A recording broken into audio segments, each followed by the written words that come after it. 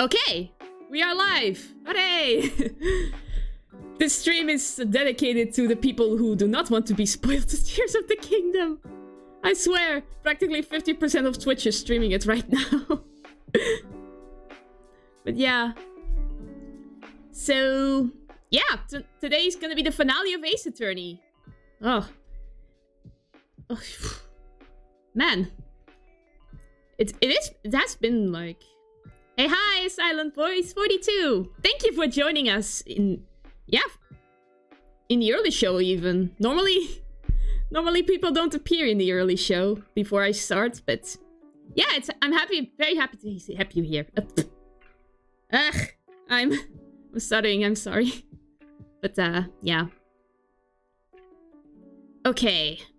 So, I think before I further embarrass myself, I'll quickly start. Because this is what we have been waiting for all along. It's the end. The turnabout goodbyes. Ooh. Oh. I've actually started streaming earlier today because we still have 2 days left of investigation and trial. And I want to finish it before dinner, so... Let's see if I can. Let's see if I'm smart enough to be a good lawyer. So yeah. Let's begin, shall we? Oh yeah, before I forget, thank you for Risa KDX for following while I was offline. So, okay. Maya! Hey Nick, it's you! I'm glad Mr. Edgeworth made it through the day, okay? It's a relief. Hey, why did you do that anyway? I don't know. I just knew I had to do something. I know I'm not the lawyer my sister was. I'm sorry. Well, you did save the trial. Just behave from now on, okay? Okay. Aww. Have you been questioned yet? No, not yet. Detective Gumshoe was here just now. He said, seeing as this is your first offense, we'll let you go after questioning. Whew. Okay. Maya's gonna be free after this, okay. That's good. Oh, and he wanted me to get bail money ready. You can pay for me, okay? Huh? How much? I don't know. I guess they'll send you a bill or something.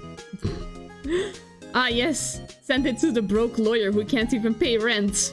But it's necessary. We have to get Maya out of jail. Why do I picture giant bales of money every time I hear the word bail? It's like bales of hay. Any luck with Mia? None. I can't get through to her at all. I tried. I really did. I don't know what to do. I think I probably shouldn't have stopped my training. She sounds like she really did do her best. I should check and see if there are any waterfalls in the local area. Aw, that's very sweet of you. I wonder if I'll ever see my sister again. Don't worry, you will. Let's see if Gumshoe has to say something. The police department. Detective Gumshoe's not here. Gumshoe's at the scene again today. Huh? Oh, really? He's a live wire, that one. Got into a fight with the chief for not following protocol. Not following protocol? I bet he won't help them build a case against Edgeworth. Ah. Gumshoe, you really are a hero. Let's go and see him. There are fewer than there were yesterday, but the cops are still around in the park. I wonder if Detective Gumshoe is here today. Yep. Let's go here. Haven't seen Larry around today at all. Probably off paying through the nose on the date with the lovely Keonce. Ugh. There's absolutely no one here. Where is Gumshoe? Looks like the boat rental shop is closed today too. There's absolutely no one here.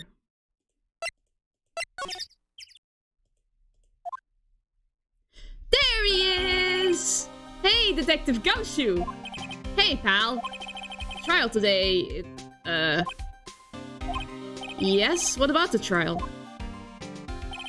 Well, I was going to say good show, but it wasn't really all that. Though you did save Mr. Edgeworth, I guess. What? I fought for my life in there, Gumshoe! Von Karma didn't even get me a break. Well, it's calm. It's fine. It's fine. I just wasn't sure how to thank you, you know? Aww. Thanks. Let's see if there are any more clues. Detective Gumshoe, any idea what strategy Von Karma is planning for tomorrow? It sounds like he's bringing in another witness. Oh, right, the first one that Laura Hart almost made unnecessary. But we got through her, so now I guess we have to fight the other witness. Another witness? Oh, right, he said something about that in the trial today. There were 2 witnesses. I was wondering who that other witness was. Who was it? Sorry, pal. As much as I'd like to, I'm not at liberty to divulge that information. Ah, yes, witness protection. Right. Oh, right, I wanted to ask you something about Edgeworth. What's up? Is he afraid of earthquakes? I never heard anything about that before. Mr. Edgeworth doesn't talk about himself too much, see? But there's one thing that's clear as day. Him hating crime the way he does, and him becoming a prosecutor, and him being scared of earthquakes, it all started with that incident. The DL6 incident? Yep, that's the one. 15 years ago, when he saw his father shot before his very eyes. He still feels the pain now. You can see it in his eyes. Aw, that's really sad. Well, yeah, the death of your father isn't really that easy to forget, you know? Especially when it's right in front of him. I wanted to talk to you about Maya Fey. Huh? She's not out on bail yet? That's strange. I told them to let her go as soon as they had their reports written up. Man, I don't know what would have happened in that courtroom today if it weren't for her. Seeing her getting dragged out by the bailiff. I'll be honest with you, pal. I shed a tear or two. Me too, Gumshoe. Me too. It really was very, very brave move of her. Mr. Edgeworth, he was so moved I saw his lip trembling. Really? Cold as ice Edgeworth! He was really grateful for what she did, you know? I'm going to head back to the station. I'll get the report on Maya and get her out of there as soon as I can. Thank you. Oh, wait! I was wondering, how much is bail going to be? Don't worry about that. Mr. Edgeworth is posting the whole amount. Oh my gosh! He really does have a heart! Thank you! Thank you, my friend! Okay, thank God I don't have to pay it myself. Okay. That also means that Edgeworth is loaded, but... Nah, that's just an offhand comment. What? Edgeworth? Didn't I tell you? He's grateful to her for what she did. Alright, pal. Well, don't forget to pick her up, okay? I won't! Aw, indeed. It was so sweet.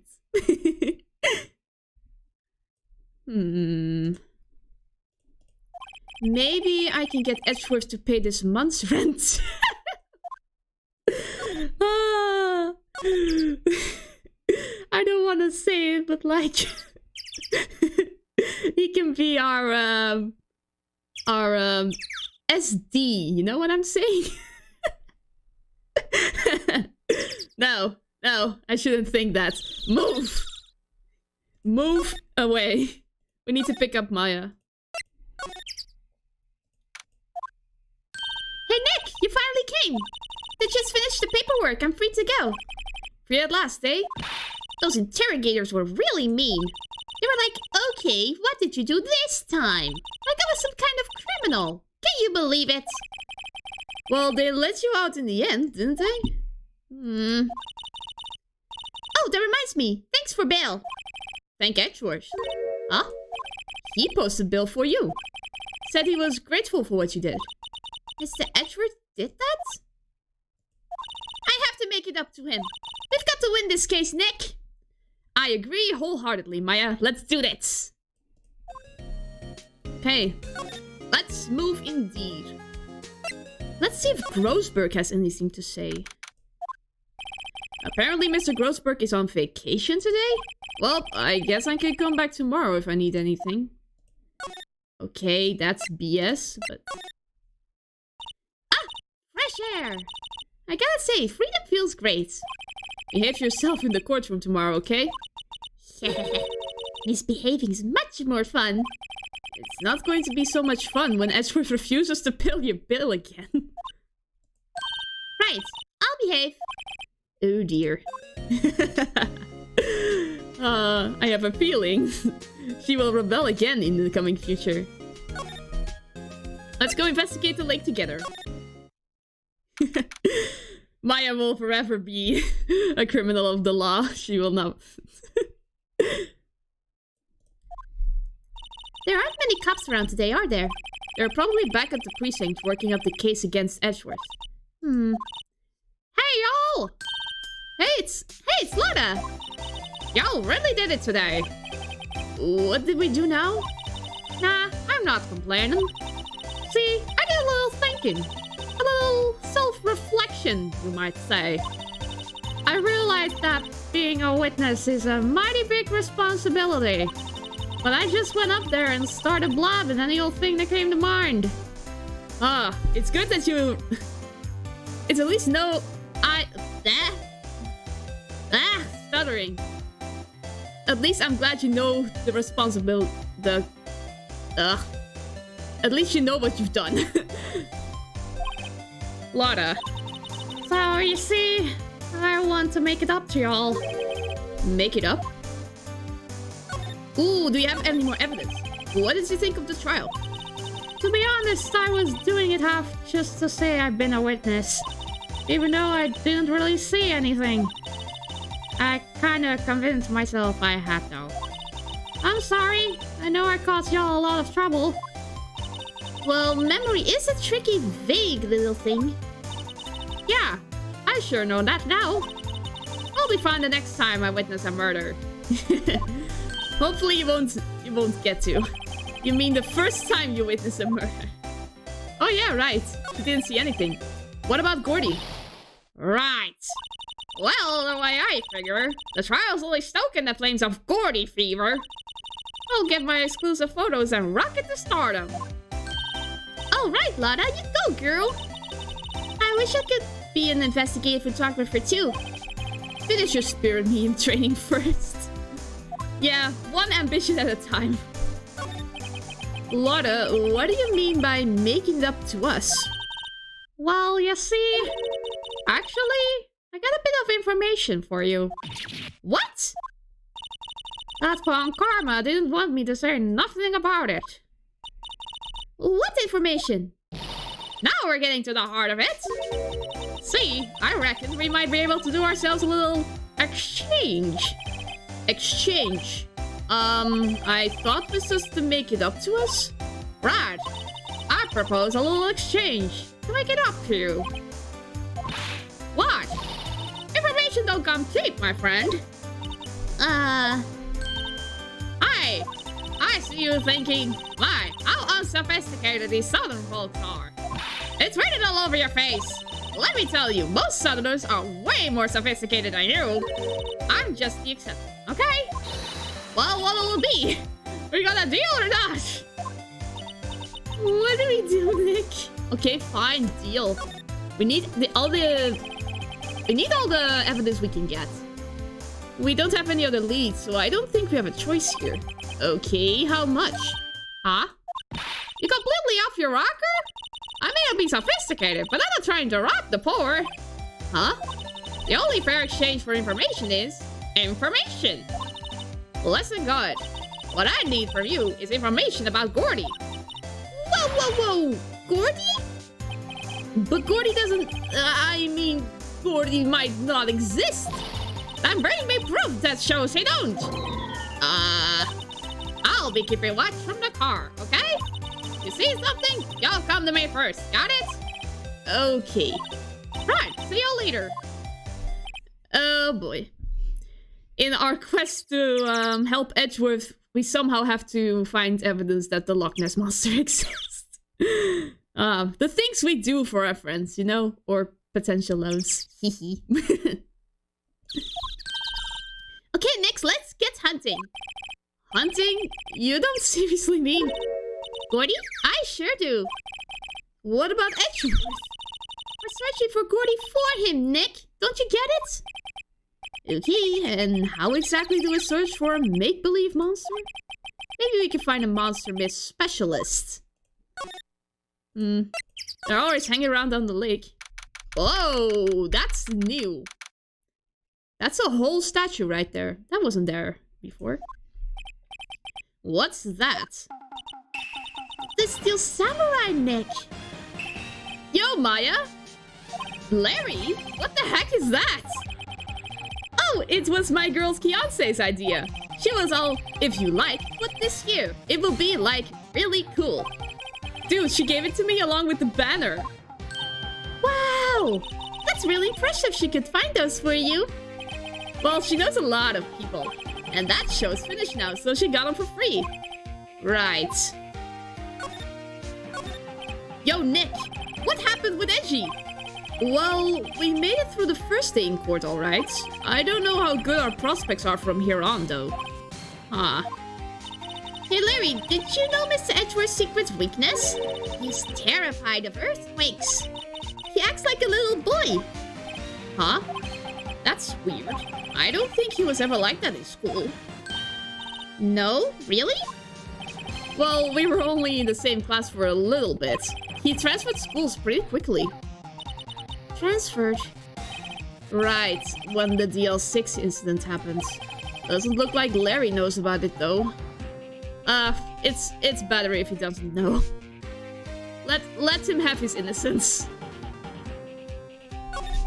Hey, Larry, when did you get that big thing? Huh? Oh, the big guy. I've had that for about a month, yeah. It's a big hit with the kids. Why wasn't it there yesterday? Huh? Huh? Oh, right. The compressor was busted. Compressor? Yeah, it's that little unit by my hot dog stand. That's what I used to put air in the Steel Samurai. It broke a little while ago, so I sent it in for repairs. Ow! And here I thought you'd inflated it by yourself. Let's examine it. What's this machine? That's a compressor. I use it to fill up the balloon there with air. Huh, neat. Just got it repaired yesterday. Man, what a drag that was. Doesn't that Steel Samurai look a little out of place? I mean, it's so huge. I guess it's good advertising. Something about the Steel Samurai just doesn't work for me. Huh? Really? It looks pretty well made to me. Still a novice, aren't you, Nick? Really? True connoisseurs like Cody and me don't fall for this kind of stuff. These Steel Samurai fans are obviously in a league of their own. Yeah, that's just the way of being a fan, I guess. Being way too obsessed with something. Fan is short for fanatic, after all. Let's see if... Yes, there is someone in the boat. Rental now. It's always so quiet here. I wonder if the boat shop is closed for good. Well, with the murder on the lake and all, they're probably just taking a vacation till it blows over. I get it. No, I wanted to see if the door was still locked. Doesn't look like anyone's around. Probably closed because of the murder. Oh. No.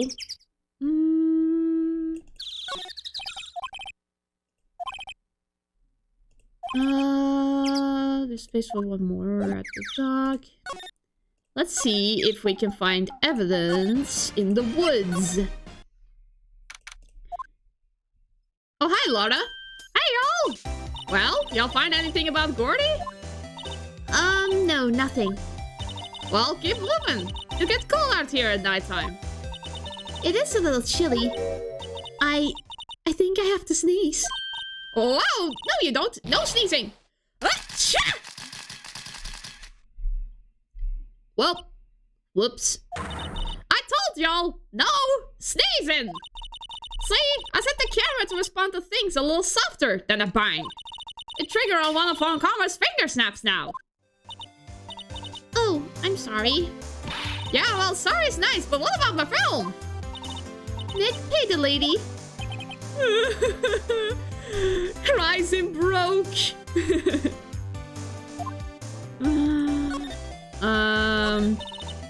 I learned something in today's trial, that's for sure. Testifying is a serious business. That's why I decided not to talk about that case anymore. Huh? Whoa, didn't you say you had information about the case? Tell us that at least. Like I said, I'll trade it in for the dirt on Gordy. What are you going to do if Gordy doesn't exist? I'll quit being an investigative photographer. What? That's a bit drastic, isn't it? Well, after all, I only have one photo to my name so far. Was it a good one? You bet. A UFO. A UFO. Anyway, if I can't get a career-making photo this time around, then that's it. I'll quit and go back to school. Huh? So you really are a university student? Yeah, well, I'm taking a break for a bit. Right. Well... Ah, okay. So I have to...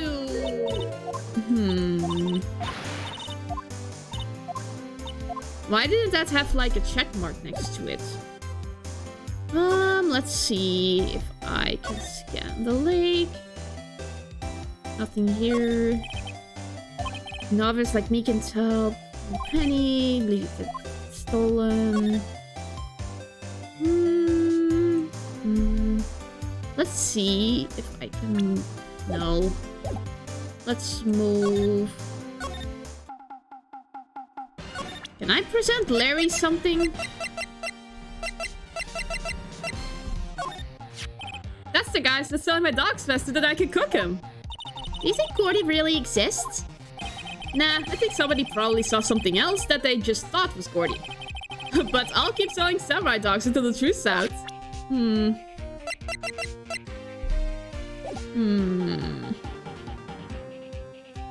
Let's see if maybe...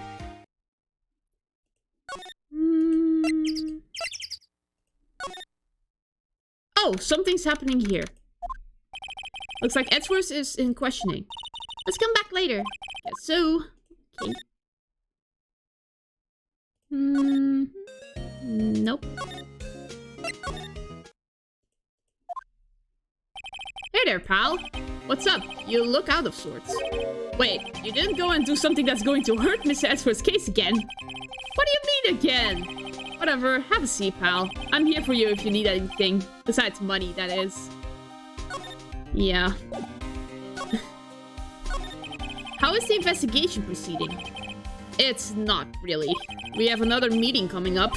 We're supposed to talk about Mr. Edgeworth's motive. His motive? See, Mr. Edgeworth's father died in the DL6 incident. And the guy who got the lone suspect declared innocent was the victim in this case. Robert Hammond. They're saying that's why Mr. Edgeworth shot him. And Edgeworth never talks about his past. I bet they'll drag that out and hit him with it in court tomorrow, too. Poor Mr. Edgeworth. I gotta admit, it doesn't look good, pal. Yeah, no. Say, Detective Gumshoe, do you know about Gordy? The monster down in Gord Lake? Not personally, no. Well, we're looking for it. Huh? Are you out of your mind? Ah!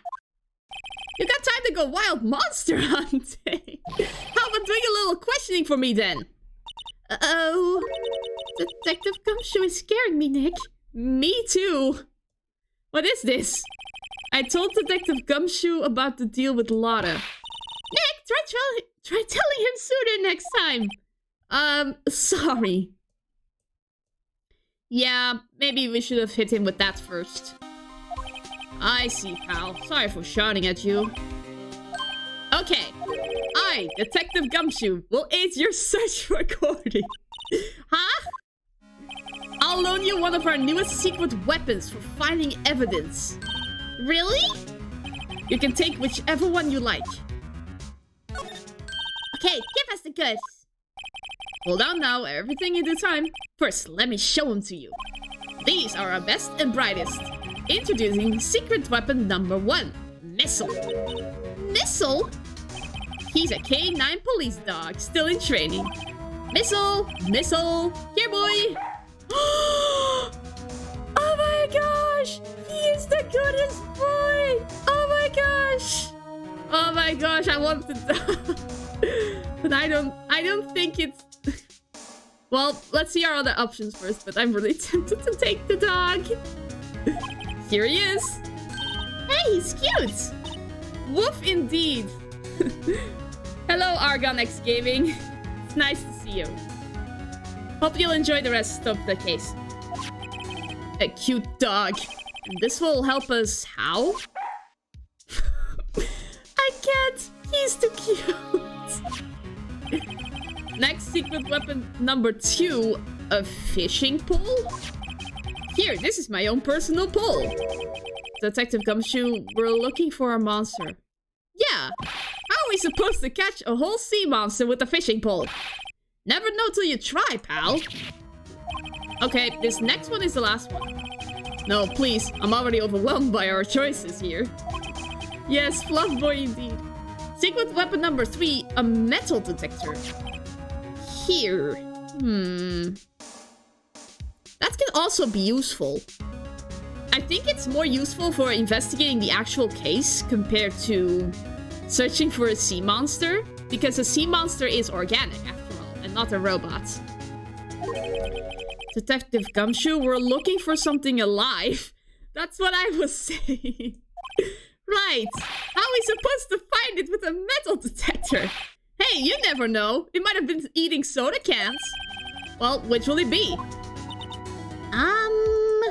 I can make up my mind, Nick. They all seem so perfect. I can't make up my mind either. For the totally opposite reason. Oh well, I suppose it can't hurt to borrow one of them. Oh no. I don't know what to choose here. Can we...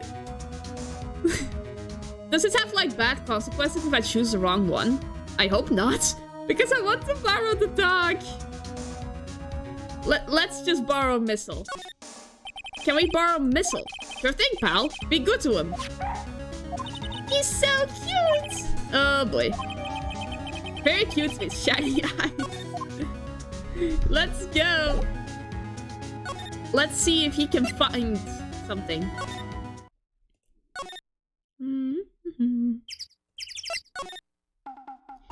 Hey, Nick! Missile's been acting strangely. Missile? Oh, alright. That little creature of the detectives. Phoenix! It's a God-given right that he is a dog. And he's the goodest boy. He's better at investigating than all two of us combined. Hey, I love little doggies. See, Larry gets it. Good boy, good boy. Ah! What's wrong, Missile?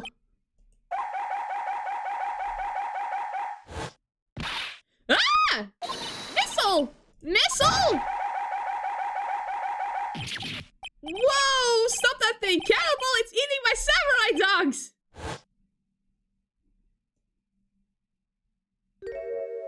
I think I made a mistake.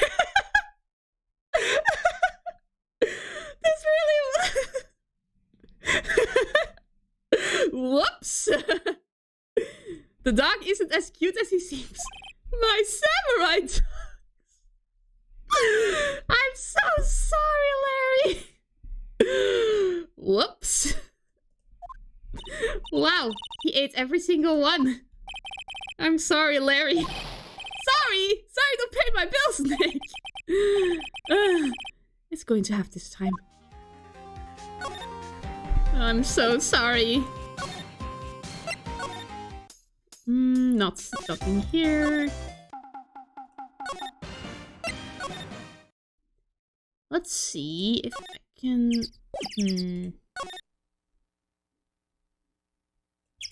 The dog just ate all of Larry's hot dogs and just stopped. Yes, oof, indeed. This really wasn't the best move, I think. Can we... Can we trade Missile for something else? Let's see if I can trade him.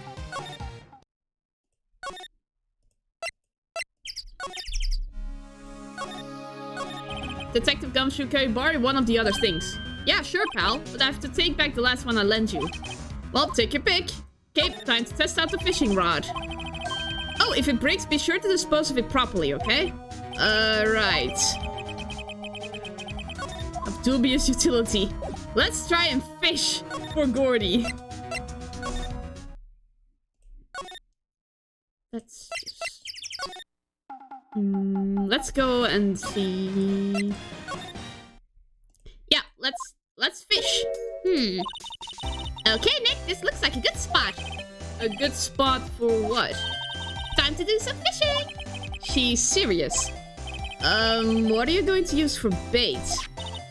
Oh. Yeah, oh. I figured something like this would happen.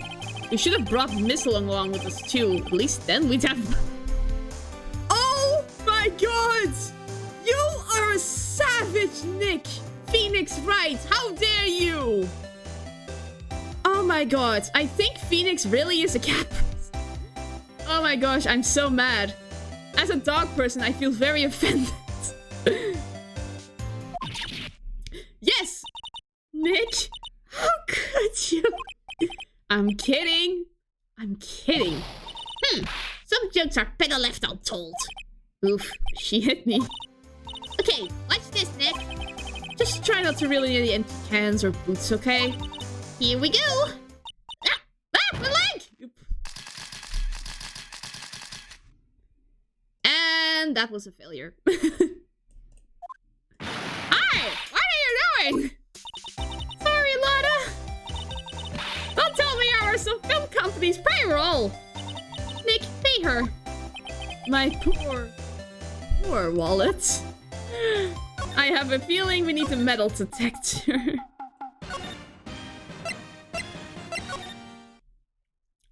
Yeah, no. Missile should not be sacrificed. We will not sacrifice the goodest boy who ate all the hot dogs. Okay, Gumshoe, give me the metal detector.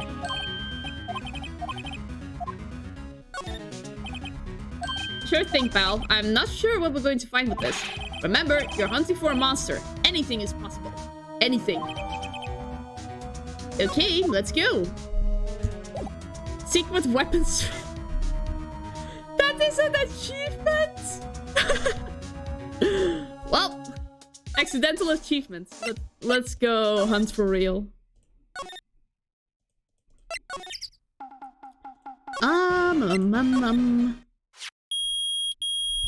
Oh, that is loud!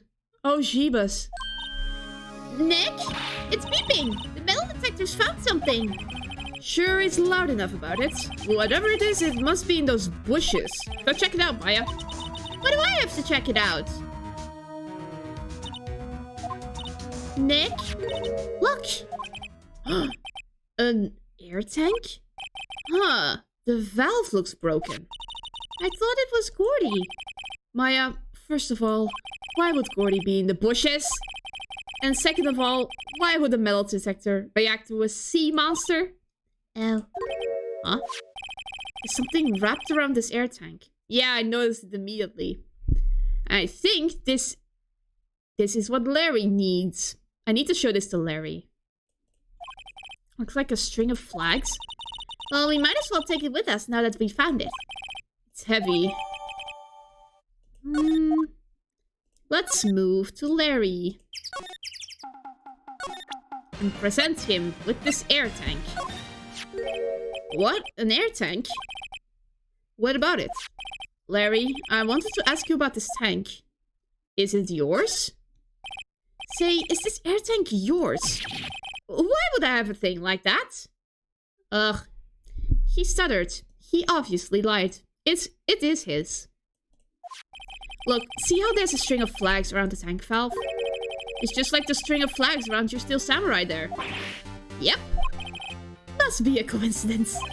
There's strings of flags everywhere these days. Like elementary schools. And used car dealerships. Look, why would I need a tank anyway?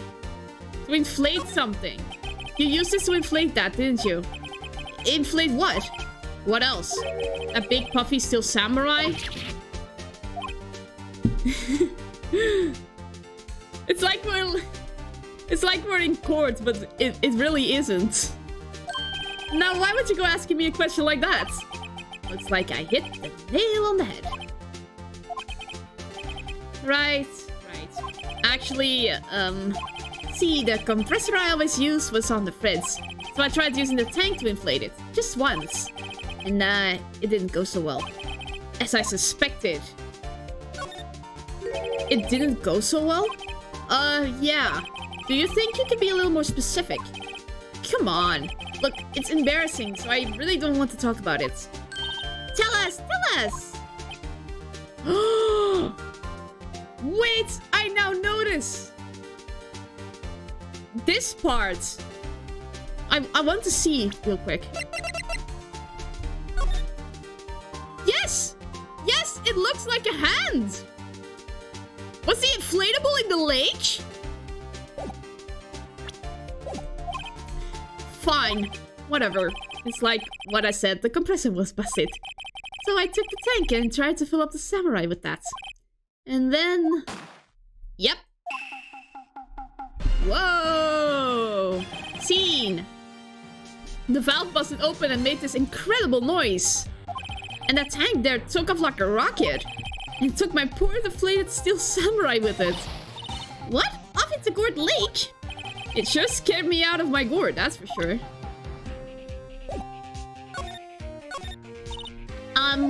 So the tank and the steel samurai you were trying to fill up flew away? What happened next? Well, all that happened on the 20th or so. The 20th, a week ago. Now, as far as I could see, the tank went flying out into the lake, so I went out every night in the boat looking for it. I mean, Fiancé gave me that steel samurai after all. And when did you find it? Just the night before last. Night before last? Wait a sec. Was he on the lake? When the shooting happened? It flew way out there. It took me 4 whole days to find it. The night before last was the night of the murder. Larry! Sorry for not telling you, Nick. Actually, I was here on the night of the murder. Larry! Why didn't you say so before? You could be a witness. You can save your friend Edgeworth. Like, why would you hide this from us? Oh my gosh. But you see, I went home before midnight. So you didn't know about what happened? No. That's too bad. It's not all bad. We've solved one mystery at least. A mystery? Maybe we should go tell her. Ah! Let's tell Lotta. Well, Mr. Lawyer, I've got the info y'all need. Y'all got the scoop on Gordy for me yet?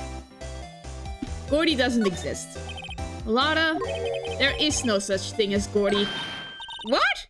How can y'all be so sure? Really, Nick? Y'all got some proof Gordy doesn't exist? The proof that Gordy doesn't exist is out there somewhere? He's here, I guess. Of course I have proof. No lawyer worth his badge will make a claim without the proof to back it up. Here's the proof that Gordy doesn't exist. The missile tank. Take that! Larry's air tank? What are y'all doing with an air tank? This is Gordy. Excuse me? What exactly are you saying, Nick? There's a stand near here, a hot dog stand. There's a giant inflatable samurai doll there. About a week ago, an idiot who happens to be a friend of mine tried to fill it. He used this air tank, and when the valve blew, the tank flew into the lake. Apparently, it made a pretty loud bang when it flew. Bang? The tank, along with the still deflated samurai, fell into the lake. At the same time, a couple was taking a photograph of the lake. This photo. Wait, so you're saying that Gordy is really the Steel Samurai? Oh my gosh, we broke her heart. I'm so very sorry. Aw. Well, yeah, that's the thing with conspiracy theories. For the people who believe them, when it turns out it isn't true, it breaks their hearts. Well, that's the fine way to ruin a girl's dreams. I'm sorry, Lotta. It's okay. You win. I'll give you your info, like I promised. Poor Lotta. So, tell us this information you have. A promise is a promise, I guess. I overheard the cops around here saying something about the witness tomorrow. They said he's the caretaker of the boat rental place up the path here.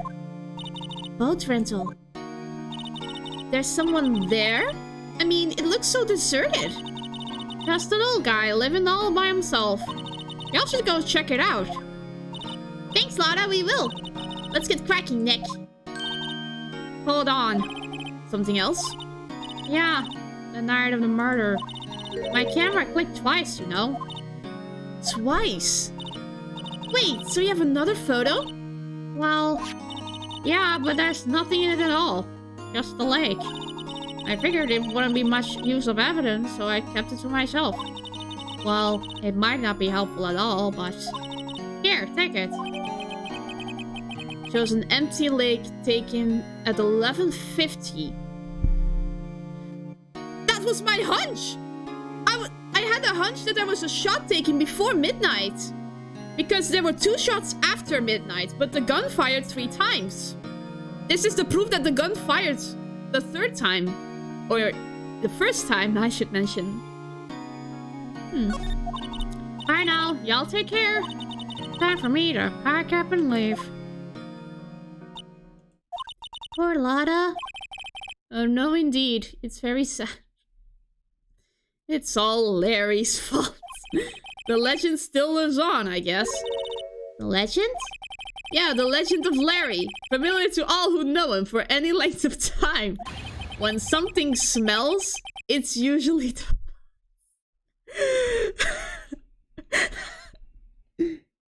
Oh my gosh! Oh my gosh! Guys, like... Sorry, this... Something happened real quick. Something out of game related. My package from Tears of the Kingdom has arrived. So yeah. Hooray! That's a quick interlude. But yeah, that just walked in and just gave a sign like, here it is, and just popped it on my desk. Well. Oh well. I'll play that with my sister later. But we've got to finish this. I'm not streaming this until, like, after a few months after the hype has turned down. So, back to Ace Attorney. Something should whip that butts into shape. Someone? No, it's something. Well, what now? The boat rental shop, maybe? Yes. Hey, Nick! This is the boat shop that Lotta was talking about. You're right. Doesn't seem to be anyone around at all. Well, let's go check it out anyway. Can we go inside?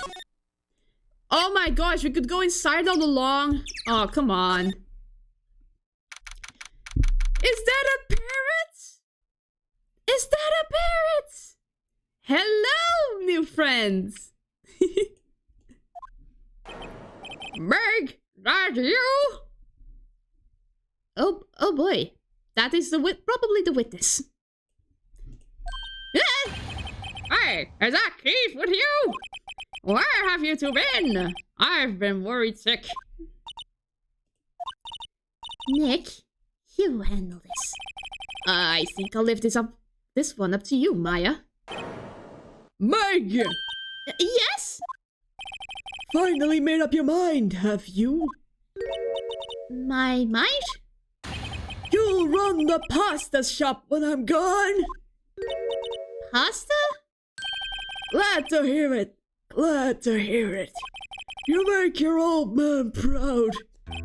When you kids left the house, I didn't know what to think. How am I supposed to keep this place running? An old man like me. Sir?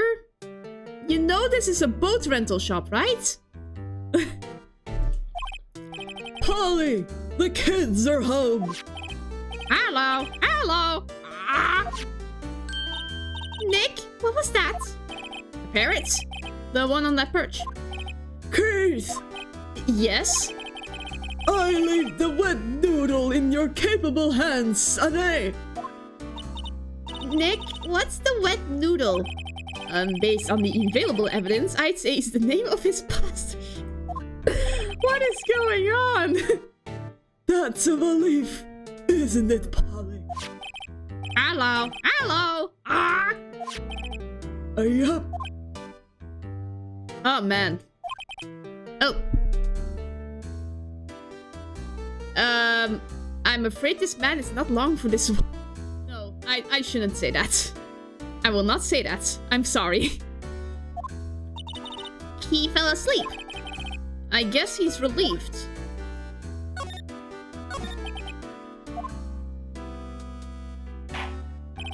A pasta shop? Yup. Just think, the wet noodle will live on when I'm gone. My father started it, you know. So that makes you through the 3rd generation. Meg, Yes? tomorrow we'll start with the secrets of dough tossing. Dough tossing. Isn't that with pizza? Pasta is something you should like do with like a rolling pin, not toss it like a pizza. This man really is very far gone. You too, Keith. Yes? You'll be the best pasta wrangler the West has ever seen. Pasta Wrangler? The West? Is it pasta from Italy? Meg, Yes? you know the best pasta's always been right west of the Rockies, don't you? Right, of course, everybody knows that. Nick? Huh? How long do we have to keep up this all-in-the-family charade? This old man must know something about the murder. We're not leaving until we find out what that is. Oh boy. This is a boat rental shop, right? What are you talking about? This is the Palace of Pasta, the wet noodle. Though, now that you mention it, we haven't gotten many orders for spaghetti lately.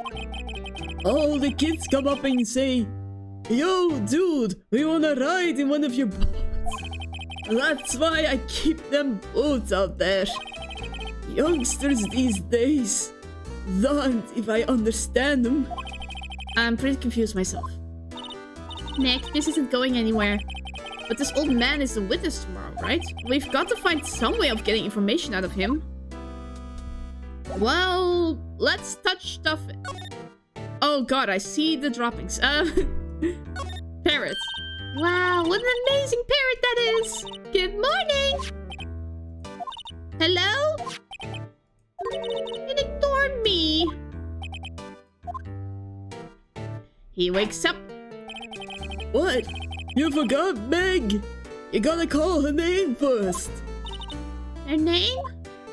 Polly, how you been? Hello, hello. Ah. See ya. Neat!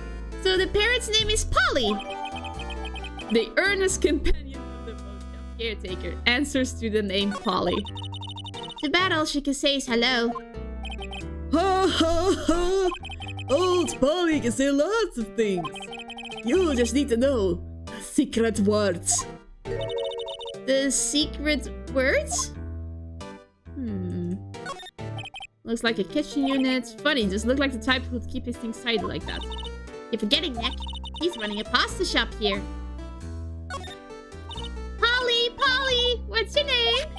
Polly. Ah! Cute! Maya's found a new friend. That's cute. Look, Nick, he has an electric blanket on his table. Looks warm. That's a great idea. We should do that at the office. We can sit down with our clients, snug in warm, and drink hot cocoa. And what? Talk about murders? Aw, you're a party pooper, Nick. Wow, he has a television in here too. Look, a little safe. It's locked. Lots of various fish. Something's funny, Nick. All these fish are saltwater fish.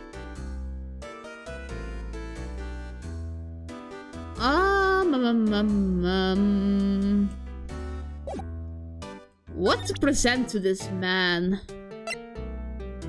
Here, answers to Polly. Now listen here, Keith.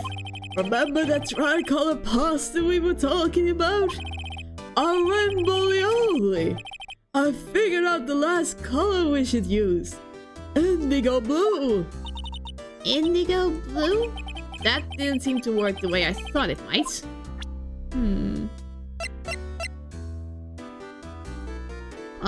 What to present?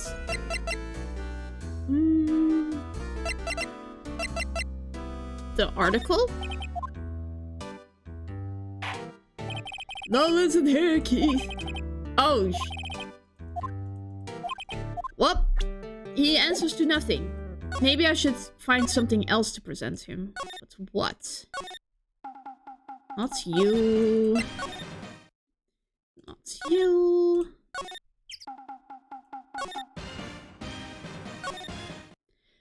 If at first you don't succeed, try every location you can find. Nope. Yes. Detective Gumshoe isn't here. Now that you mention it, didn't he say I had a meeting to go to? Ah, that's right. Let's come back later. Yep. And the other one was... the Grossberg Law offices. Yeah, no, he's on vacation. That's so dumb. And let's move back to the lake. And let's just show this old man everything that I have in my pockets.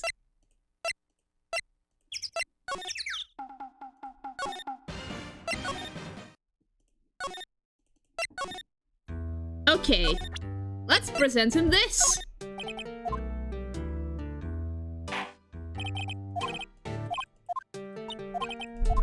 Nope.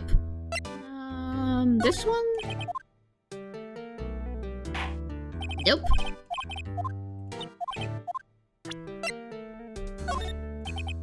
Nothing is going to work, is it? No.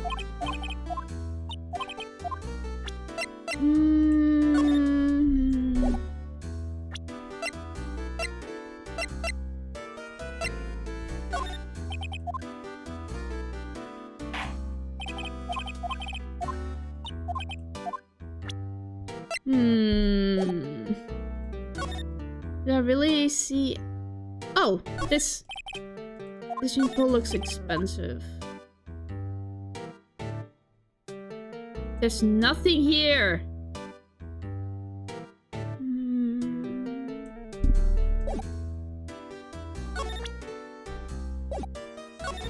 Oh, Polly. I should have just talked more. I figured. My memory's gotten worse of late. That's why I just tell everything important to old Polly here. Everything important? I wonder. Polly, what's the number to the safe? 1, 2, 3. Ah! All right. Hey, Polly, watch it, will ya? See, Nick? All it takes is a little clever thinking. And a criminal mind. Quick, Nick, write the number down. Hey, don't get me involved in your little heist schemes. Well, let's examine the safe again. But...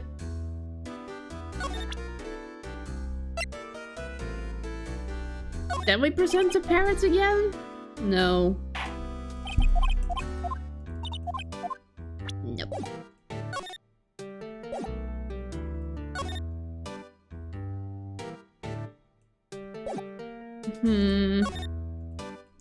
And this is the time of day where we are stuck.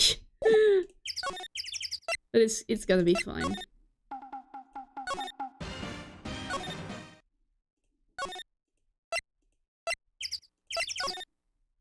Nope. Nope.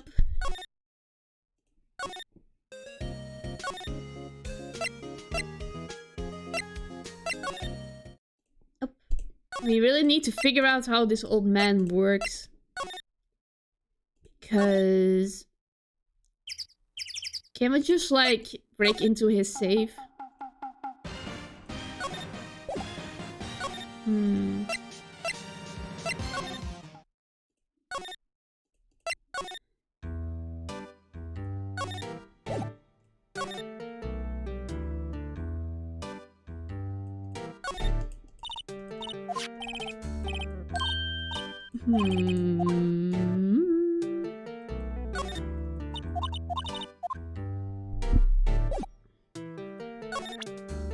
One, 2, 2, 8.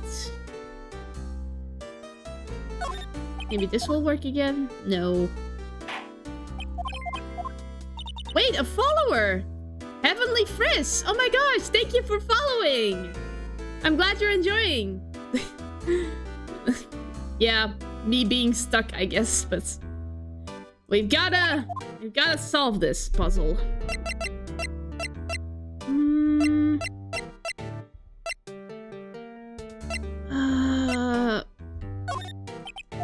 Nothing at all.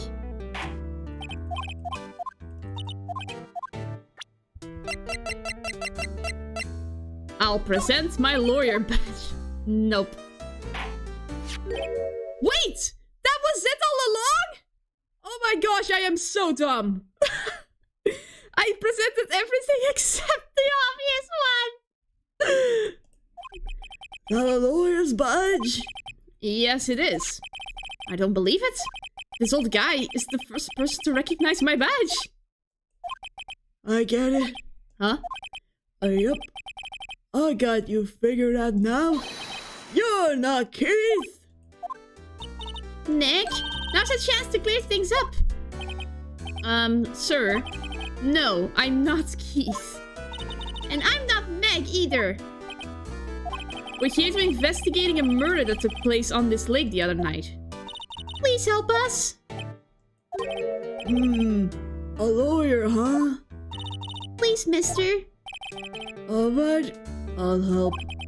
But on one condition. What's that? When this case is over and done, you'll run the wet noodle. We can't promise that. I can't make that promise. Is that a way to treat your old man? What might help you come to the wrong man? Uh-oh, now he's grumpy. Not to mention he still thinks we're his kids. Okay, we promise, I guess. Nick, are you sure about this? Hey, anything to get this case solved. Also, who wouldn't want to eat Phoenix noodles? It sounds better than wet noodles, at least. What would Phoenix noodles taste like? Hopefully not spicy. I hate spicy food. That's my boy! Good for you, Keith! Wait, did I just say... You too, Meg! Yes? You bring a tear to your old man's eye, you know. Now, what was that you wanted to know? Speak up, Polly! Hello, hello! Now he's talking to the bird again. How do we get him to talk to us? How do we get him to talk to us? Well, we presented the bird. Polly here's my only friend in the world. Isn't that right, Polly? Hello, hello. Yup. Yep. Everything's here, right? 7s. Present the badge again? I think I'll hold on to it.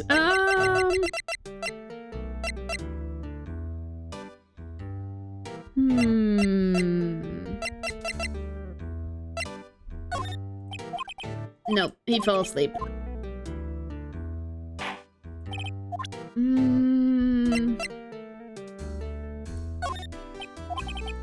Nope. This guy is exhausting.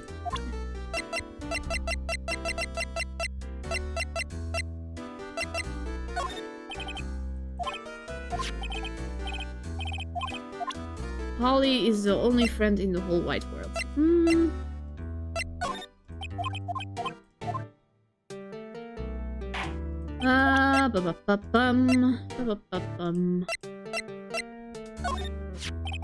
Yup. Us in this. You know something about this, sir. Keith. Yes? It's okay. You can call me that. Oh my god. Play along. It's for the case. Dad, you know something about this?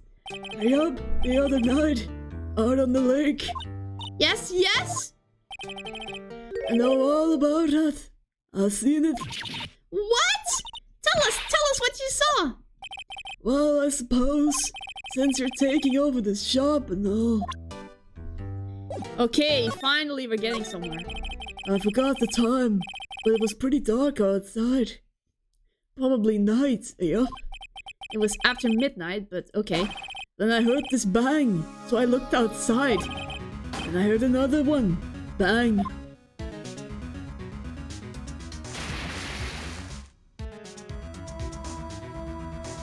Oh boy. A little while later, this boat comes back. Then a young man walked by my window here. He was muttering something to himself. Yup. What did he say? Yup. I forgot. I'll remember tomorrow by court time, promise. We need to know earlier than that. You know what? Little Terry was just here. Terry? Yup, that kid next door. He always used to make him cry, remember? He was wearing this tattered old coat. Got himself some whiskers growing out of his face. You must be talking about Detective Gumshoe. Comes up and tells me to come down to court tomorrow. Really? Somehow I don't think we're going to get much useful information from this guy. Maya, maybe we should be leaving. I think you're right. Oh wait, I have one more question. Huh? Polly! Have we forgotten something?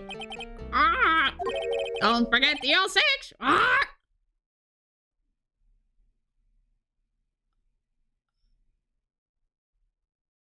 What?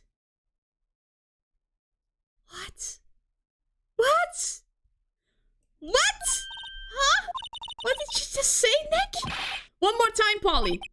Don't forget the L6! What?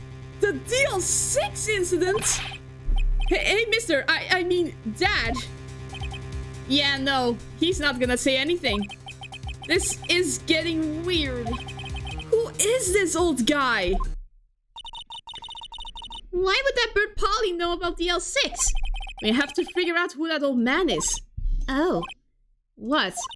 He locked the door from the other side. Who could that old man be? I think I need to do a little more research on this DL6 incident. Maybe I should ask Detective Gumshoe. I was like, what?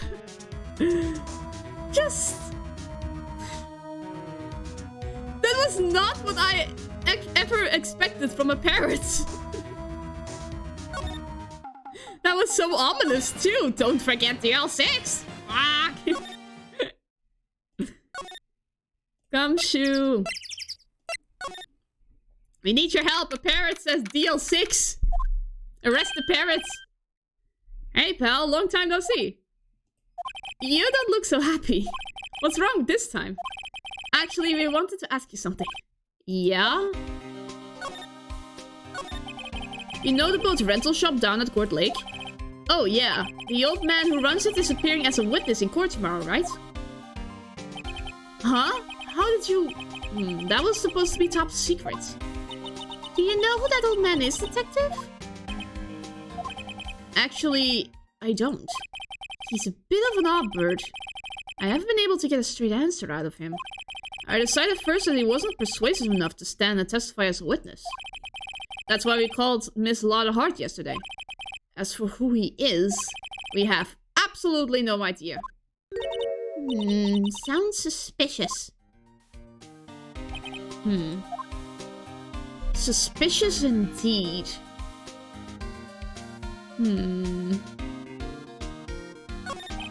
Detective Gumshoe, please help us. Huh? We need to know about the DL6 incident. That was when Edgeworth's father died. I can't help but think that it has something to do with this current case. To tell the truth, I don't know much about DL6 either. Mr. Edgeworth forbade us from reading the file. So I'm afraid I can't show them to you either, pal. What? However, if you can't convince me somehow that the DL6 incident is related to this case, well, I guess I'd consider opening the file up. Can we present the parrots? What's that, a parrot? The old man at the boat rental shop's parrot. The parrot knew about that incident. That incident? DL6. What? Polly! Have you forgotten something? Don't forget DL6! Huh? I'm pretty sure that old man must have taught her that some word. Yeah, but how would that old man know about the DL6 incident? Wait, what if that old man was connected to DL6? Nick, you think he might be? Tell us, Gumshoe. I get ya. Sounds like you need information on the DL6 incident. Though there is the station... Through here is the station's records room. I'll give you special permission to go in and find what you need. Alright, way to go, Detective Gumshoe. Okay, Nick, off to the records room. Guess it's time we face Edgeworth's past. Oh boy.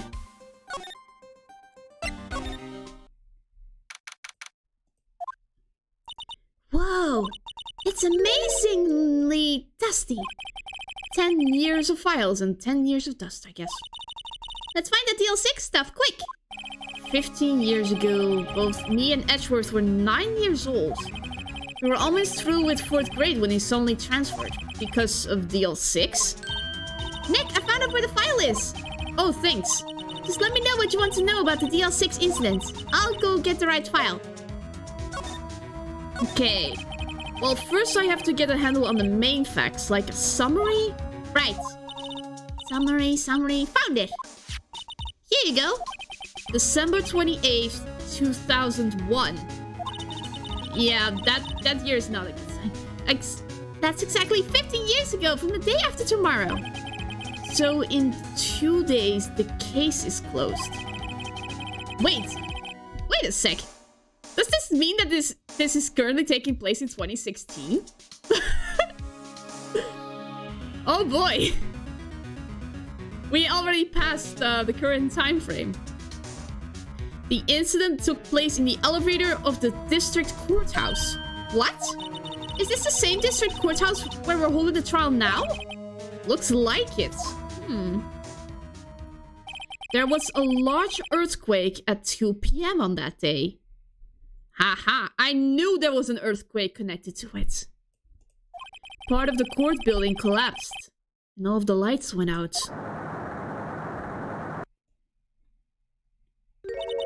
Wow, that was some earthquake. Is that... At the time, 3 people were trapped in the elevator. It took 5 hours for them to be rescued. 5 hours? That would be scary like that in the dark. There was a lack of oxygen in the elevator, and the survivors were unconscious. The survivors. One of the 3 in the elevator had been shot in the heart. That was Mr. Edgeworth's father, wasn't it? He said that his father was shot before his very eyes. So Miles Edgeworth was one of the other passengers in the elevator. Do you have data on the victim, Edgeworth's father? Yeah, hold on. Victim, here, found it. Gregory Edgeworth, 35, defense attorney. If he were still alive, he'd be 50. He had lost that day's case in court and got in the elevator with his son Miles. Miles Edgeworth, of course. So he was in the elevator with his father. Yikes! From the angle of the bullet and other evidence, it could not have been a suicide. The murder weapon, a pistol, was found in the elevator. The pistol had been fired 2 times. Okay. So one hits the window, and the other was from the heart. Okay. Where have I heard that before? Huh? It sounds just like this current case. What's going on here? But wasn't the gun fired 3 times? Got any data on the suspect in there? That would be the guy that my mom got arrested. Hold on, this is it. The man arrested as a suspect in deal 6 was Yanni Yogi. He was a clerk in the court, apparently. Ah, he was the 3rd one in the elevator. So he must have been the 3rd person in the elevator. Well, then he had to have done it. But he was found innocent, thanks to his defense lawyer, Robert Hammond. Hammond? The victim in our case? Right. The suspect, Mr. Yogi, was oxygen deprived, so much so he had brain damage. He lost all memory of being in the elevator. After he was declared innocent, he disappeared. Where could Yodi have gone to, I wonder? He may be closer than we think. I have had the exact same thought. I will not voice it until it comes up in court, but... I know exactly what is being foreshadowed. And I guess I know generally what happens in DL6 now. I still don't know what sort of impact the whole thing had on Edgeworth. Well, Phoenix, by obvious conclusion, it had a very deep impact on him. It traumatized him. I will not be shocked if he thinks like he killed his father. That will also be very sad. Nick, are we going to take the whole file? There's too much. We'll never get it out. You're right. How about we just take what we think we'll need? File on the DL6 incident. Right, that's probably all we'll need to be able to find here. Now, all that's left is the trial tomorrow. I wonder how Dad will do testifying in court. We finally cleared it, yay! That took way too long. Well, let's save. Let's do the trial. No, we're already done. December 27th, 10 AM. District Court, number 3. Well, hi, Von Karma! Our battle again continues. Court is now in session for the trial of Mr. Miles Edgeworth. The defense is ready, Your Honor. And again, he does not even need to say anything. He just needs the guilty verdict. Very well. Apparently the prosecution is also ready. Who is the judge here anyway? Mr. Von Karma, your opening statements. Very well. No opening statements, so... Like what? I was prepping for my evil monologue there. How dare you? I was taking a meaningful pause before speaking. Right, of course. A prediction. Today's trial will end 3 minutes from now. What? Not on my watch. Not on my watch. Not on my watch. Order, order. Mr. Von Karma, What is the meaning of your statement just now? Huh. Must you question everything? It will be over in 3 minutes. We have no time to waste. I'll call my witness now. Right. I call my witness, my decisive witness, to the stand. Is that mysterious boat shop owner? I find it odd that Von Karma doesn't find it suspicious that he doesn't have a name. I think he really doesn't care as long as he gets Edgeworth guilty. Witness, state your profession.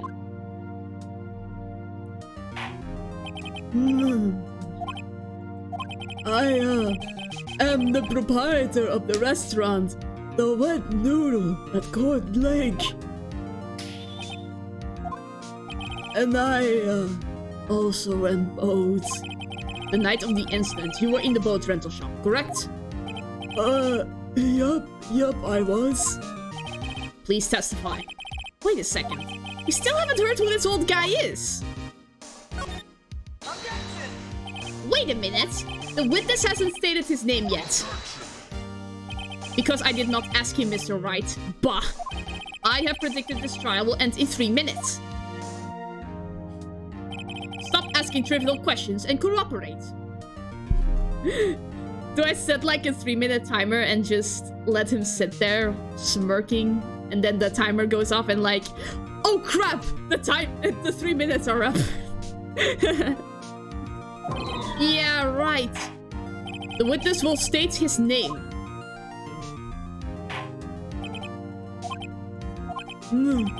Well, I'm not really sure. What do you mean? My memory. Your Honor, the witness does not remember anything beyond the last several years. Ergo, he cannot recall his own name. He can't recall, you say? Yes, but the incident in question took place 3 days ago. He can testify. Very well. Let's hear his testimony then, shall we? Witness. The night of the murder. Okay. It was the night of the 24th, just after midnight. Yup. I was in the restaurant when I ran boats as usual. And then I heard a bang. Yup. When I looked out the window, I saw a boat just floating on the lake. And then I heard another bang. Just about then, the boat comes up to shore, and a man walks by my window. Very well. I'd like to begin the cross-examination. What? Don't you dare! Don't you dare! There is nothing to question in my witness's testimony. Ergo, no need for cross-examination. Besides, there are only 10 seconds left before our 3 minutes are up. Judge, your verdict now. Yes. Mr. Wright? Cross-examine. Just the spite. Just the spite, Von Karma. What are you saying? Of course I'll cross-examine the witness. Very well. You may begin. What? Excuse me, Mr. Von Karma? That was a way too intense reaction. What? 3 minutes just passed. I see. Well then, let's just take our time. You may cross-examine the witness. He really is on the verge of insanity, Von Karma is. Just after midnight, you say? Yup, just around then. Are you sure? Pretty sure I am. When I talked to you yesterday, you were rather vague about the time. I'm surprised you seem so sure about it today.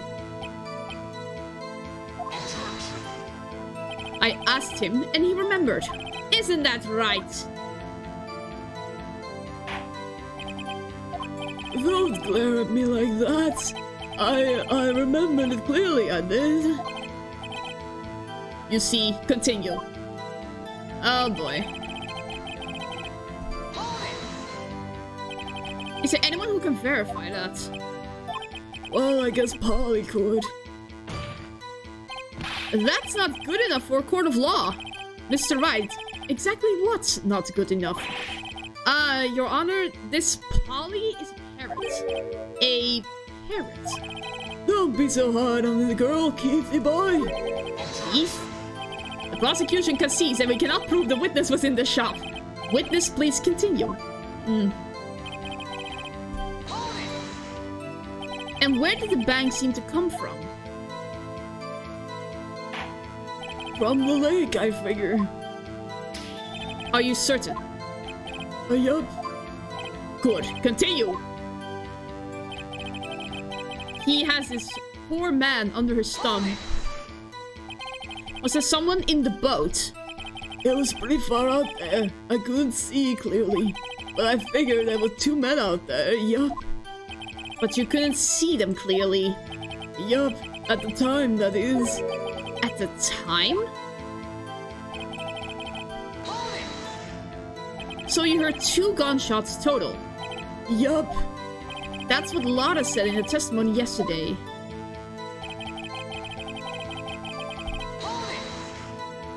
By your window? Yup, by my window. Right outside the window of my little shack. And could you see the man's face? Well, the fog was pretty darn thick, but he was right there in front of me. I saw him. This is a rather important detail. Please add it to your testimony.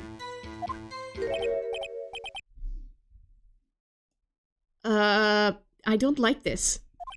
I have a bad feeling about this. Wait, what? I can't believe he's... Are you sure? Uh-oh. Dad! That's certain, Keith! He said, I can't believe he's dead, as he was walking by too. Oh no. Witness, are you sure that this person you saw was Miles Edgeworth? It was him! That Edgeworth Is he okay? This sounds like decisive evidence indeed. I see no room for doubt. Von Karma, he lured me into cross-examining so he could set me up for a fall. Oh my god. Nick, I don't like the way things are going here. Everyone in the courtroom is glaring at us. I better act quick or this trial is going to be over.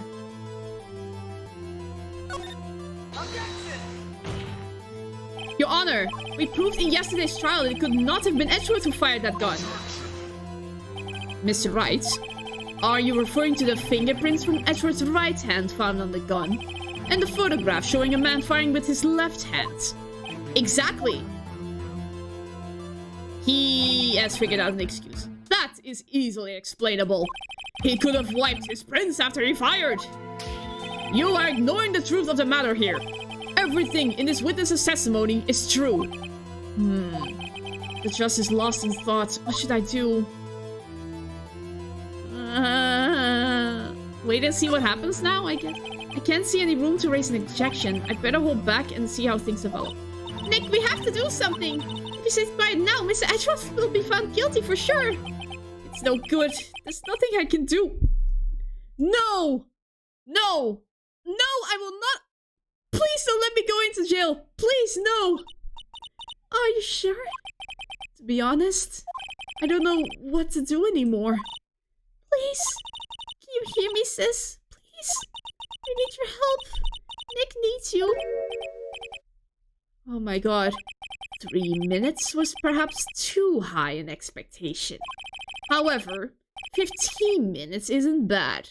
This must be a new record. Enough! The witness may leave the stand. He fell asleep on the floor, I think.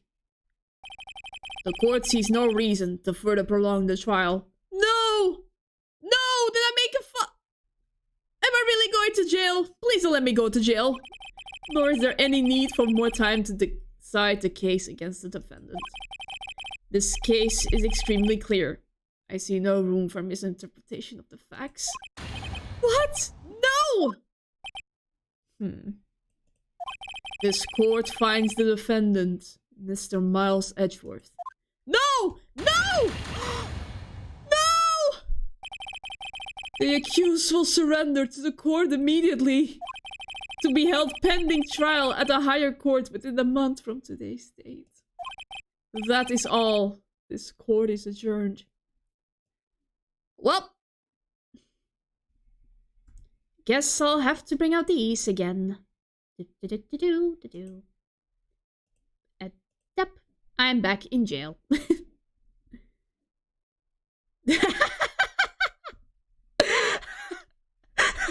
Yes, you just watched my defeat, so now I'm back in jail. Well, we lost. Wait! Who was that? Me! Huh? What? Larry? What are you doing here? Listen, you gotta listen to me. I was there in the park the night of the murder. I wasn't sure about it until just yesterday. But today I remembered it. Remembered what? The gunshot! I heard it too! Oh my god! He heard something? But didn't he go home before midnight? Oh my god! Order! What is the meaning of this?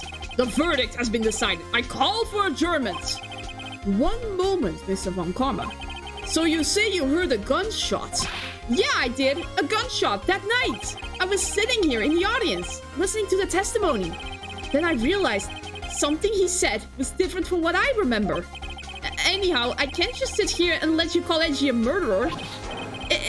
It's just not right. The rebuttal indeed. I'll testify. Let me testify. Please let him testify. I don't want to end up in... Please let me out of this jail. Well, this is the first time something has happened like this in my court. I'm not quite sure how to proceed. Judge, you've already given your decision. The trial is over. Nick, this is it. Larry's giving us one final chance at this. She's right. If only it wasn't Larry. How can make things... He can make things even worse. Mr. Edgeworth was just declared guilty, Nick. It doesn't get any worse. You're right. Okay. Your Honor, if there is another witness, it is our duty to hear him speak. Right here, right now. A waste of time. The verdict cannot be overturned. Please. Please, Judge. Please, can I be let out of this jail? Allow me to speak my opinion. In all court proceedings, it is our duty to prevent an inaccurate verdict. In order to make sure no mistake has been made, every witness should be heard. What is this? I withdraw my previous verdict of guilty! Yes! Yes! Oh my gosh! Oh my gosh! I can leave jail! No more jail. Okay. Oh my gosh. Thank the judge. Thank you, Mr. Judge. Whew. Okay. Now we need to cross-examine Larry. Oh no, we need to cross-examine Larry. Japan's first impartial judge. Yes! Mr. Von Karma, I order you to call this new witness to testify. Now. What? The court will adjourn for a 5-minute recess.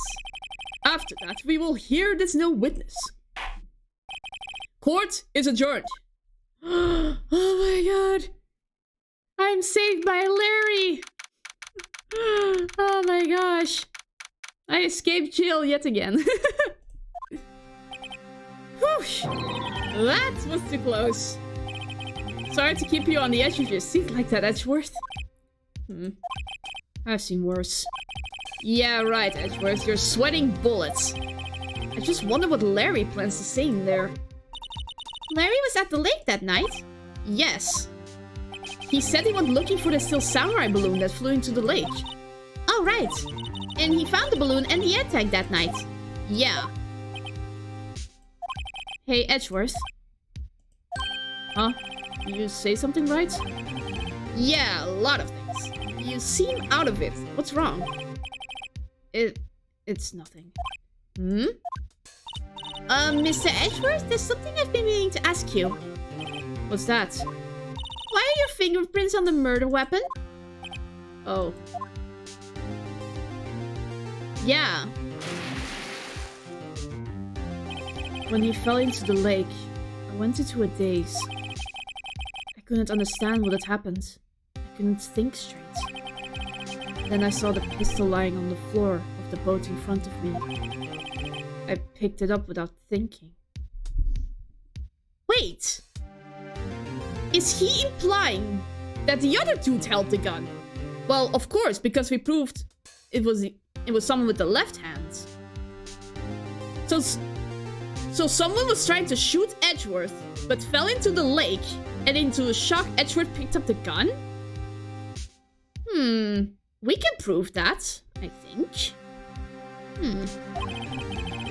I didn't have a reason, really.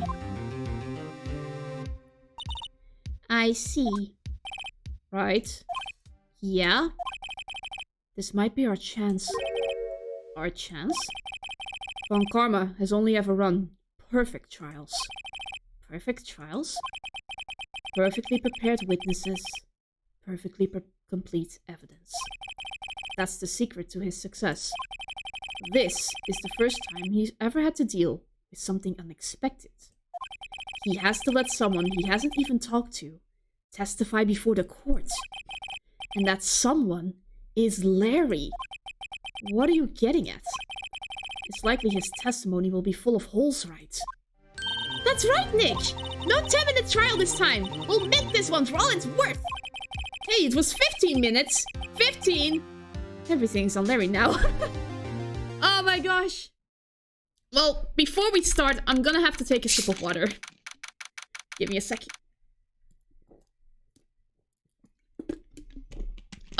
Oh boy. Yeah.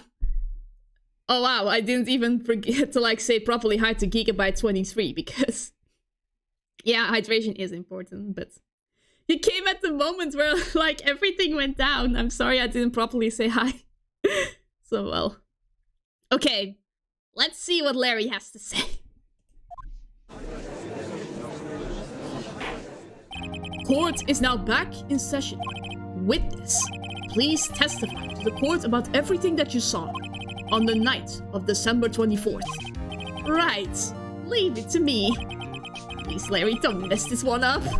I hate to admit it, but you're our last chance. Von Karma didn't even have time to prep his witness. Just hope Edgeworth is right about this being our big break. The night of the murder. That night I was out in a boat on the lake. I was looking for something and I found it. So I quietly slipped the boat back into back in at the rental shop dock. Then, just as I was thinking about going home, I heard this bang. I looked out over on the lake, but I didn't see a boat. Wow. Yeah. It's nice to hear that, Gigabyte. I hope you'll enjoy my reactions. Okay. That was an unusually vague testimony, even for this court. In any case, Mr. Wright, you may begin your cross-examination. Yes, Your Honor. What's wrong, Nick? It's Larry. I have no idea what he's going to say if I press him. I'm a little scared. Well, we've come this far. There's no way to go but forward, Nick.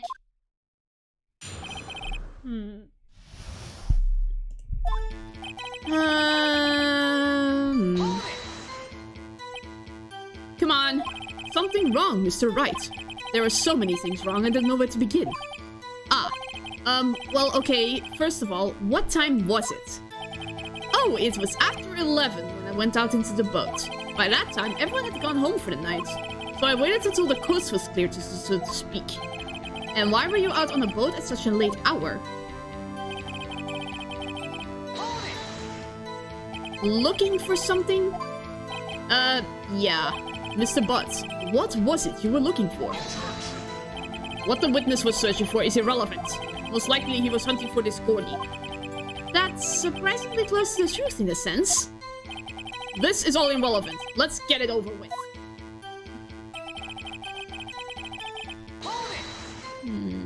Around what time was that?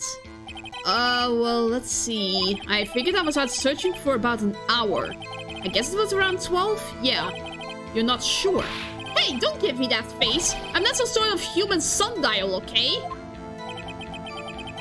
Should it be a moondial because it was nice? Maybe. People use watches these days, Larry. But it itches around my wrist, Nick.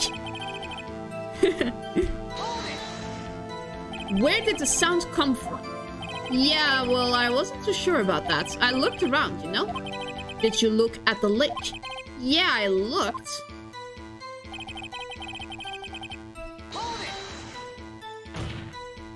Wasn't there a boat on the lake?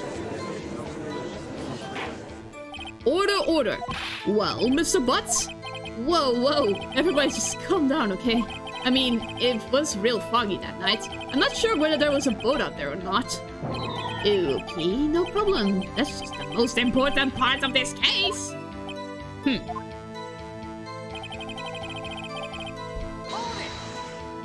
So you only heard one bang, correct? Yeah. Yep, I know what to press. Well, Nick? It was pretty wishy-washy testimony. I wish I could be more helpful. I wish I could call my sister.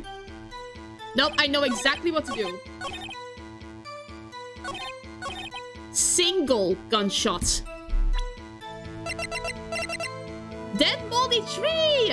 Oh my gosh! An emote, well, hello. Hey! Oh my gosh, there's so many people coming by today. It's great. Hi, hi! I'm just about to press Larry about a single gunshot. Let's go! Wait a sec, Larry. What? You only heard one bang. You're sure? That's what I said. But Miss Lotta Hart testified yesterday that she heard 2 bangs. And the old man just now said the same thing. They both heard 2 gunshots that night. Huh? Were you even listening? Were you paying attention at all to what they said? Yo, Nick, please. Huh? You know, something's been bothering me. I'm a witness, see? I'm like a customer here. Yeah. Oh, you can still see the last stream I did. It was, it wasn't pretty at all. Well, I wasn't going close to going to jail per se, but it was a bit... I did a very bad oopsie. You can check it out after this. So you got to treat me nice and stuff, okay? Larry, that isn't how it works. Mr. Butts, what? You only heard 1 gunshot? Are you sure? Well, to tell you the truth, I'm not sure. Eh? Not sure? How could you not be sure? Yeah, well, I might have missed the other gunshots. I was, listening to something else. Something else? Oh my gosh, thank you for following, Gigabytes! Oh, thank you very much. Wait! Now that I think about it, did we cross 20 followers? Oh my god, we did, didn't we? Oh my gosh! We got 20 followers! Yay! We'll celebrate after. No, it's completely fine. Thank you very much for the follow. Okay, be calm. Be calm. Be calm. Let's continue. Something else? My radio, dude, with my headphone. What? No! Larry! And stop that boy. Mr. Butts, you were listening to the radio with your headphones? Yeah, so what? That a crime? I listen to my radio. Everybody listens to the radio. What's the big deal? Mr. Von Karma, your opinion. Waste of time. I do not accept this witness, nor his shoddy testimony. Well, Mr. Wright, should he continue the testimony? Nope, continue. Your Honor, please. Please, allow the witness to continue his testimony. Bah, nothing is more pitiful than a lawyer who doesn't know when he's lost. Very well, Mr. Butts. please give your testimony. And be sure to include details like your radio. Right, leave it to me. I wouldn't if there were any other way out of this, believe me. Dead Moldy Tree! Oh my gosh! There's so many followers today! This is the most followers I've had in a while! Thank you very much for everyone who's watching! Or has watched, or will watch in the future. Oh my gosh. This is great! I didn't expect so many people today, so... It's amazing. What Larry heard. Oh boy. So many emotes, yay! It's lonely being alone on Christmas Eve. That's why I was listening to an all request show. On the radio, see? The power of the last case of Ace Attorney 1. And also to avoid Tears of the Kingdom spoilers. I was listening to it real boomy loud like, but I'm sure I heard that gunshot. I remember exactly what the DJ was saying when I heard it too. You were listening to your radio at a high volume? Yeah, what's the big problem? Get the man listening to his radio in peace. Isn't this a free country? I truly believe Larry has no idea what the problem here is. Judge, can you believe a word this witness says? What he heard was probably nothing more than a drum beat from the radio. True enough, it is difficult to believe this testimony. Wait, Your Honor! The witness said he remembers exactly what the DJ said when he heard the gunshot. Excuse me? DJ? An announcer, the guy who says things on the radio? Anyway, what this means is, when he heard the sound, no music was playing. The DJ only talks between songs, so he could have heard the gunshot from the lake. I'd like to cross-examine the witness, Your Honor. Very well, Mr. Wright. I can't believe I'm continuing this charade. Phoenix is like, yeah, I lost. Oh well.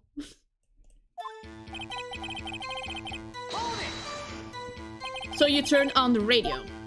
Right. I just wanted to hear someone's voice, you know? No one's like out there, alone, on Christmas Eve, alone, in the dark, in the middle of a lake. He really got that too bleh face. Yeah, he really does. Poor Larry. But yeah, his face matches his personality. I shouldn't have said anything.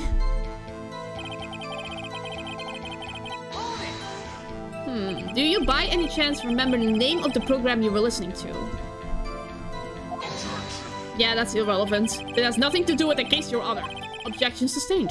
The witness was listening to the radio. How loud was your radio set to that night?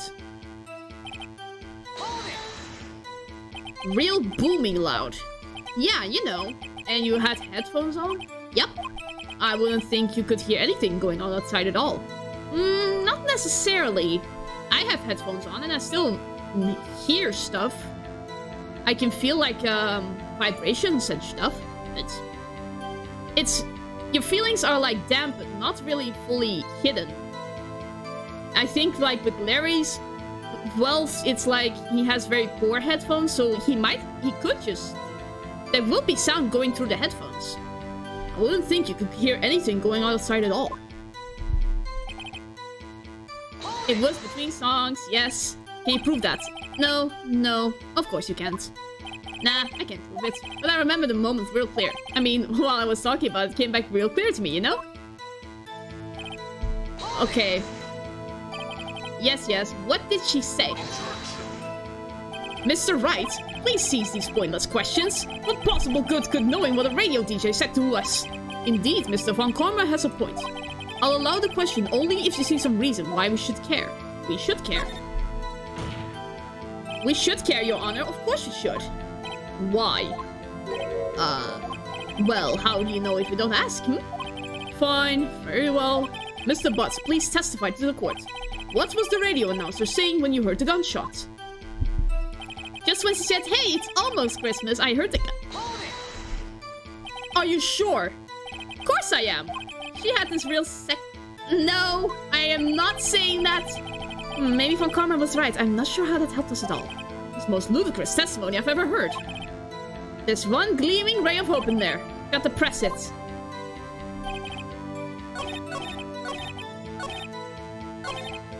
It's almost Christmas. What should I present?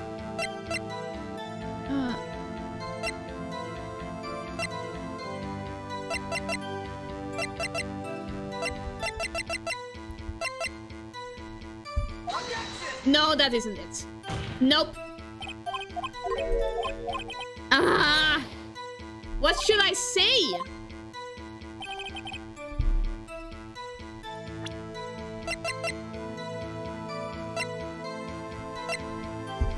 This one, yes! Yes! It was that one! Larry, are you absolutely sure what you're saying is correct? Huh? What's with the face? You look scary, dude. Hey, if you're trying to scare me, you better know that I don't scare that easy. Is something the matter, Mr. Wright? Your Honor, did you hear what the witness just said? The DJ said, "Hey, it's almost Christmas," when he heard the gunshot. Indeed, and almost Christmas means it wasn't Christmas. Do you realize what this means?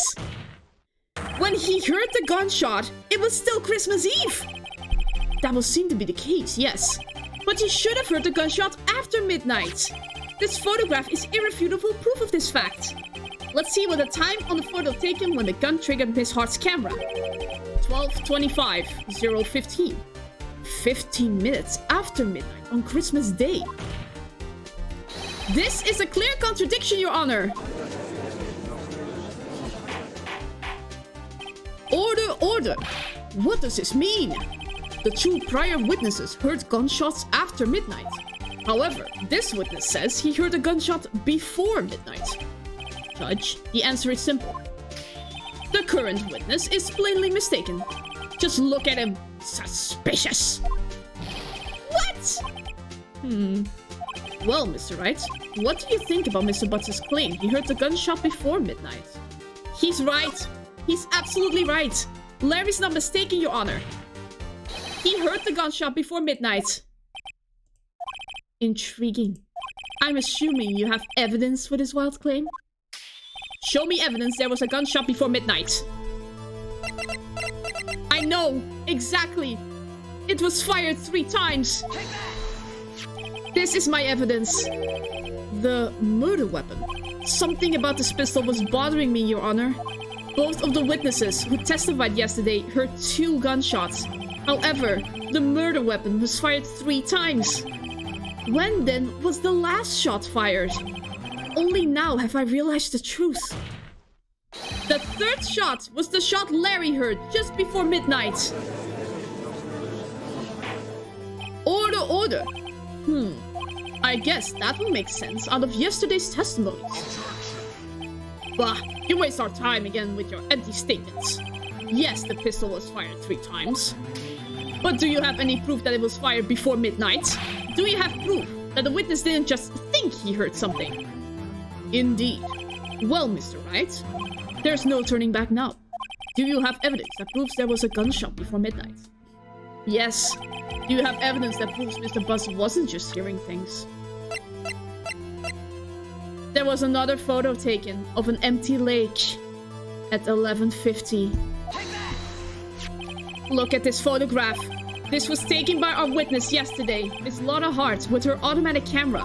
The timestamp on the photo reads December 24th, 11:50 p.m.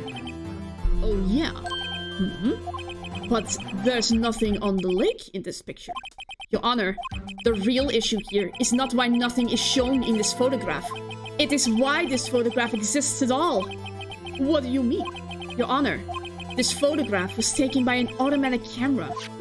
That camera was set to go off in response to loud noises. Correct. There was a loud noise on the lake at 11:50 p.m. That is why this photograph was taken. In other words, there was a gunshot at the time that Larry claims.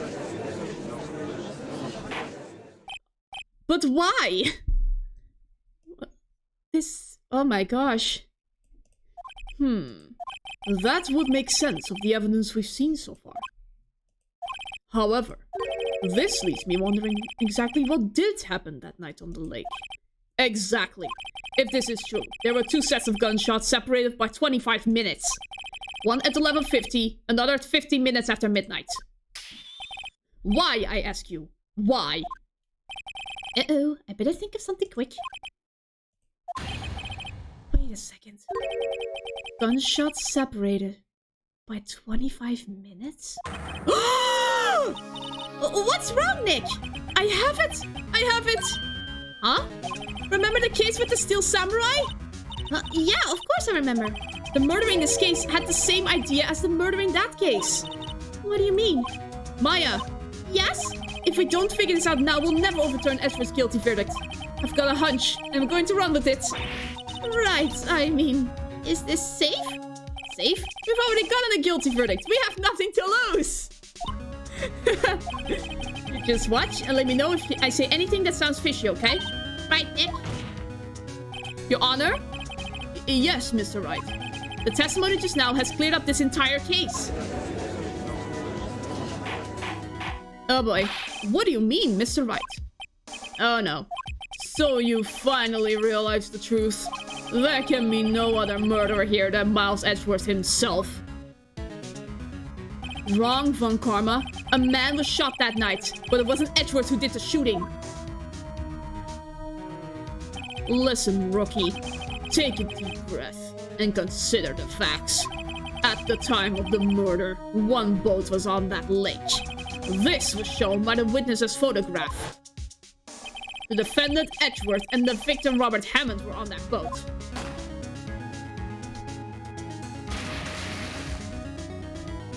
There was a gunshot fired on that boat and Robert Hammond fell into the lake.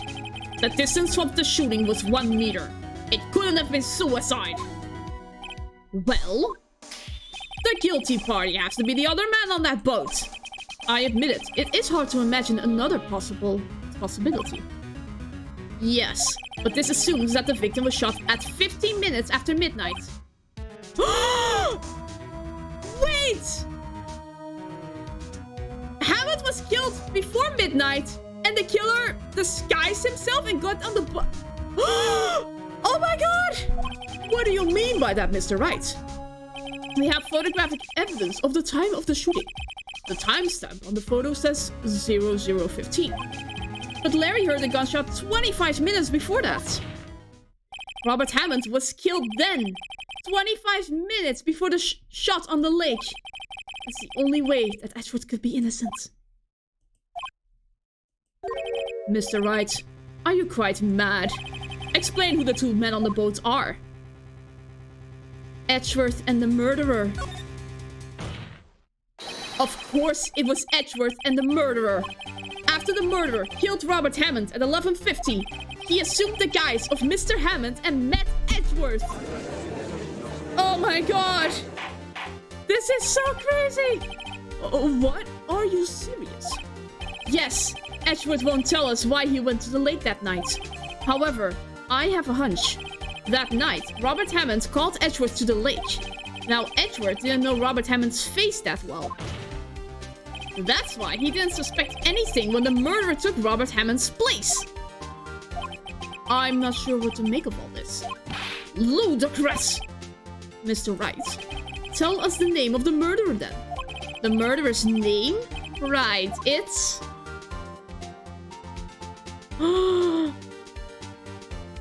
I knew it! I absolutely know!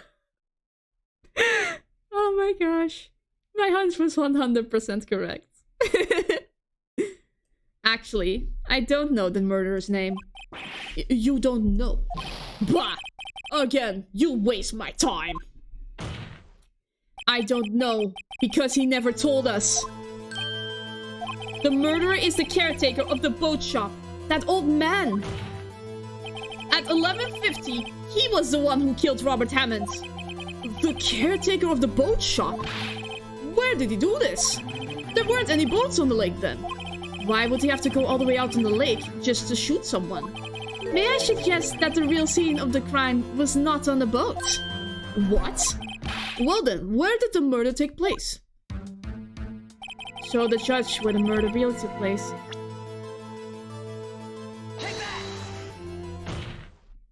Here, of course, the boat shop where he lives. That way he could meet with the victim without anyone seeing.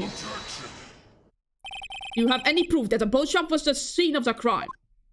Recall Larry's testimony, if you will. Look at him going around. That night he was out on the lake in a boat searching for something. Then he finds it and returns the boat. Then just as he's starting to head for home, he hears a gunshot. He heard a gunshot, Your Honor. Even though he was wearing headphones at the time. In other words, the gunshot was very, very close by. And where would that be if he had just returned the boat? The boat shop. Mr. Wright, what happened that night on Gourd Lake? Please tell the court from the beginning. Yes, Your Honor. Nick, are you sure about this? Not really. But I think if I start at the very beginning and I take it slow, I might just be able to figure this out. Clutch, clutch, indeed. That night, the caretaker of the boat shop called Robert Hammond to his shop. He was shot from a meter away. This was around 11:50. That was when the gunshot that Larry heard was fired. After that, the caretaker put on Robert Hammond's coat. He became Robert Hammond. Then, he got in the boat with Edgeworth and went out into the middle of the lake. Then, who fired the pistol on the boat, Mr. Wright? The boat shop caretaker.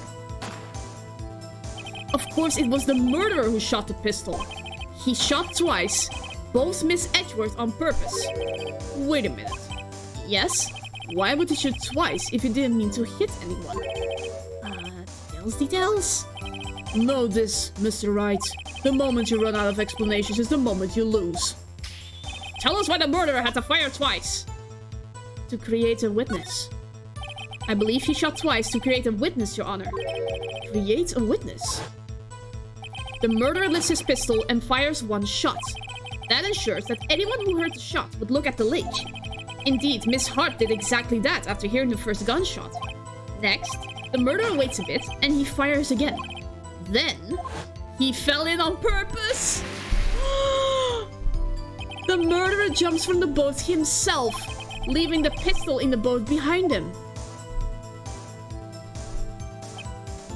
I see.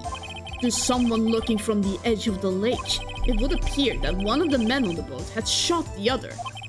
The murderer didn't know about the automatic camera, of course. That's why he shot twice, to draw attention to the boat. Once you realize that, everything else falls into place. The boat shop caretaker swam back to his shop. Then he put Mr. Hammond's wet coat back onto the body and threw the body into the lake. This is what happened, Your Honor. These are the events that transpired that night on Gourd Lake. Oh my gosh. All the screaming. Bailiff? Bring out the witness from before! The boat shop caretaker, quickly! Yes, he needs to answer for his crimes! Hee. Very well. While we are waiting for the caretaker, I would like to ask the defendant Miles Edgeworth a few questions. Mr. Edgeworth, please take the stand. Bailiff, crush that man. No! Oh no, if the bailiff touches the parrot, don't touch that man's parrot. Mr. Edgeworth, you heard what the defense has said. Yes. Well, why did you go to the lake that night? What Wright has said was mostly correct. Astonishingly so, actually. Yes. Several days ago, I received a letter. The letter was signed Robert Hammond. He asked me to come to the boat shop by the lake at midnight on Christmas Eve. He said he had something very important to discuss with me. Something important? Why won't Edgeworth just say what happened? I have no idea either. What could be the reason? Well, maybe privacy reasons? I don't know. The angst refrains him from answering. I'm sorry, I can't say what it was. Your Honor, sir! Bailiff, we are conducting a trial here. I ask that you remain quiet. The witness has disappeared! He isn't at the boat shop either! What? What should I do? Find him, quickly! We cannot allow him to get away! Well, this is definitive proof that he did it. Oh, indeed. Mr. Von Karma, your witness has disappeared. It's happening. What is happening? A search warrant has already been issued. It goes without saying that I cannot declare a verdict under these circumstances. I will extend the trial until tomorrow, the final day allowed. I request that the police department utilize all its forces to find that witness. Am I understood? He is pissed. One more thing. Just who is that boat shop caretaker? I think his identity has become very important to this trial. I want him, and I want to know who he is. Very well. Court is adjourned. Oh my god. Oh my gosh. What a trailblazer. My goodness.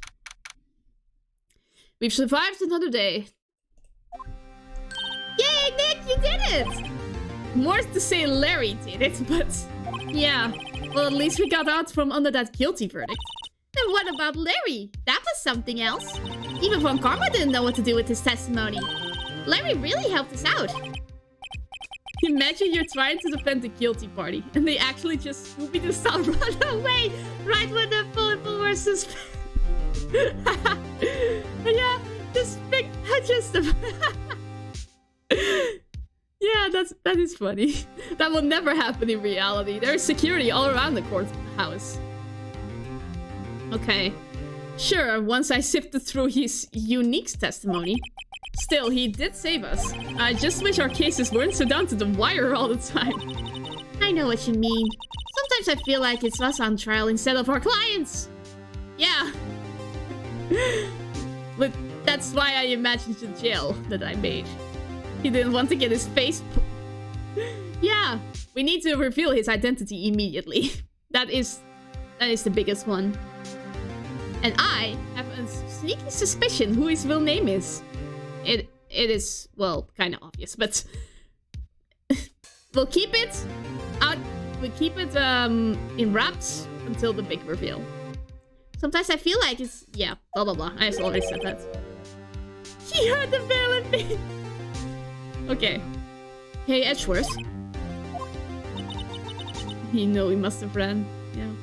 Mr. Edgeworth? Did you say something? I don't like how... He's really out of it. Don't look so pained. I mean, it looks like you're probably going to get off the hook. You can try to smile. Just a little. Relax. I'm sorry, but I fear it's not over for me yet. Weather Reporto! Hello! Oh my gosh, there are so many people here today. It's great. Right when the like bad music comes up. So yeah, I hope you'll enjoy the rest of this trial. What do you mean? Right. There's something that's been troubling me for a long time now. And I don't know whether or not to tell you. Edgeworth? No, there's so little time left. I want to tell you. To get it off my chest, but... I can't make up my mind. What is this about, Edgeworth? Yeah. It's a good move. I clicked that link there. Ask him out. Oh my gosh! I didn't even connect that. Oh my god! I think it's because of the suspicious music. No, I don't have a link to that Discord, I'm afraid. I'm sorry. I don't have my own Discords. I'm sorry. It's a nightmare I've had. The most gay, not gay. Ah, well. Well, yeah. Maybe I'll make a Discord in the future. Okay? Or maybe if you really want to find me, just go do a quest to find me on Discord. But don't send me private DMs, please. I don't like that. A memory of a crime that I committed. A crime you committed. A memory of a murder. Oh no. I know. This is not gonna go well. Yep, I'll save. And I'll take another sip of water. Yeah, no problem, Weather Reporter. Hope to see you next time.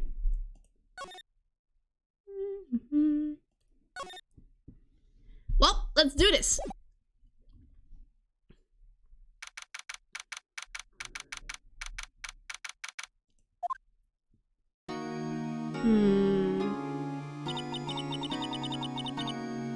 What was Mr. Edgeworth talking about?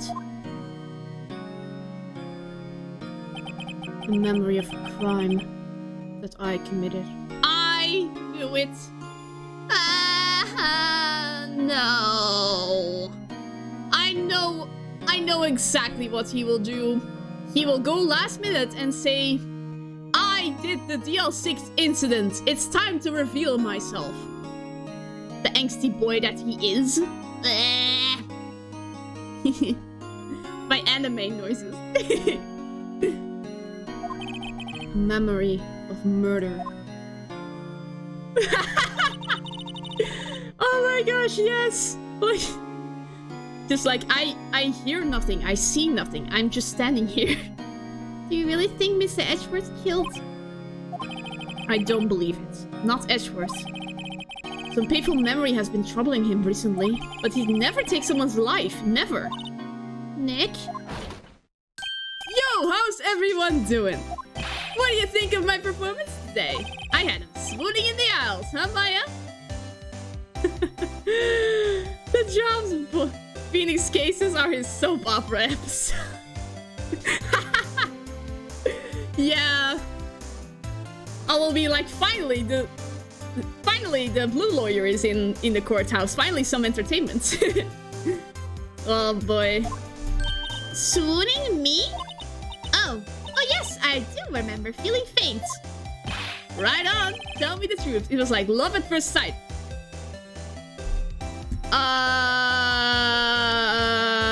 She's underage. Stop. You have Fiance and I have Edgeworth. Stop. Right, Nick? Not me. Well, maybe my heart skipped a beat or two. I think you can do better than that. Opposite this man right here. Come on, I saved Edgeworth in there, dude. Edgy! You guys should be bowing before me. Yeah, bow before your hero. Larry, you really helped out in the trial today. You did. If you weren't there, Larry, I'm sure Mr. Edgeworth would have been found guilty. But seriously, Nick. That boat shop caretaker guy is pretty suspicious. But Edgy ain't off the hook yet. Way to spoil the mood, Larry. Hey, I'm just a guy sitting in the audience, you know? But from where I was sitting, Edgy seemed pretty edgy. Isn't that every day? I mean, can you really know he's telling the truth about that night? Nick? I don't know. But what I do know is I'm going to believe in you two until the end. Us two? Edgeworth and who else? You mean me, right? Nah, he means me. Right, Nick? Yeah, you, Larry. Not me? But why you, Larry? Huh? Actually, yeah, why me, Nick? Enough with the silent treatment. Nick? Why do you trust Mr. Edgeworth so much? Yeah, this... exactly, that's like saying Sonic is first. Why do you trust Mr. Edgeworth so much? I mean, he's changed recently, true. But when we first met him, he was kind of a jerk, don't you think? You didn't know him back then. Back when he wanted to become a defense attorney. Wait, was that when you two were classmates? Yes, in grade school. Yes! Finally, the backstory! They saved me, Miles. And Larry. They saved me and I'll never forget it. That's why I became a defense attorney, you know? What? Hey, Larry, what's he talking about? Huh? I love that. Sorry, I kind of forgot. Okay, Nick, out with it. I'm going to hear the story today, and that's final. Okay. It's kind of a long story, so hang in there. It was the very end of 3rd grade. I was on trial. A class trial. Ah, that's why Danganronpa. Yeah, I have played Danganronpa, so... No, if I ever do a Let's Play of Danganronpa, it's not gonna be blind. A class trial? You remember, Larry? Spring, end of 3rd grade. A kid in our class got his lunch money stolen. Lunch money? Our school was really small. Every month, kids would bring in an envelope with money for lunch from home. Huh, I see. Anyway, this kid's envelope disappeared. With $38 inside? $38 to a grade schooler! Was it like lunch money for the month? Good thing you said that. I won't say anything about it anymore. No. It's completely fine. Oh yeah, now that you mention it, I do remember that. I can see why you forget though. You were out of school that day. Anyway, the envelope had been stolen during PE class. I was coming down with a cold, so I'd skip PE that day. 25... Yeah. I brought my own, like, food from home. I didn't have lunch money or something. I only had, like, money to spend. I think it was... At max...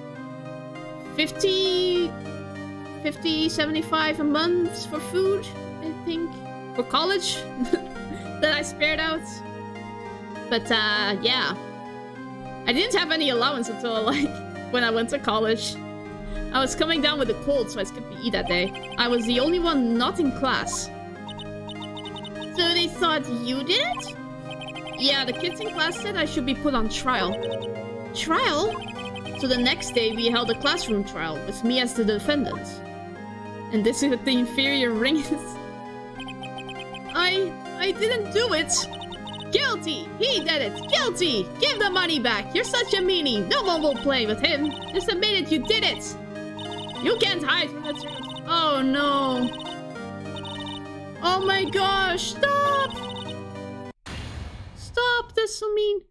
Now, Phoenix, you know you shouldn't steal people's money. It's not right. In the end, even the teacher thought I'd done it. Go over and apologize, Phoenix. I didn't know what was happening. I was so sad. I couldn't stop crying. Everyone was staring at me like I'd done it. I tried to apologize and went to where the boy whose money had been stolen was sitting. That's when it happened. Objection!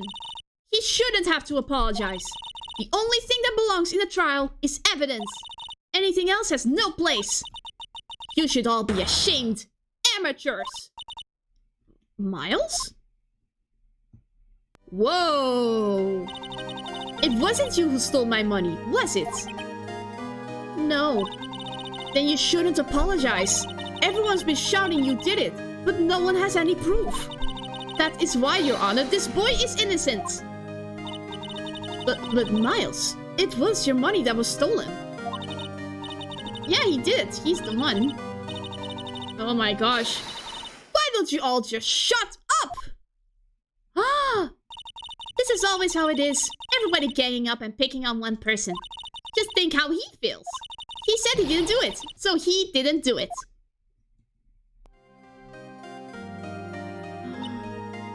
Your Honor, bro, that's your teacher. Yeah, he wants to become a defense attorney, okay? He's role-playing as his father. Very well. I will replace the money myself. This class trial is over. That's how it happened. After that, the three of us were the best of friends.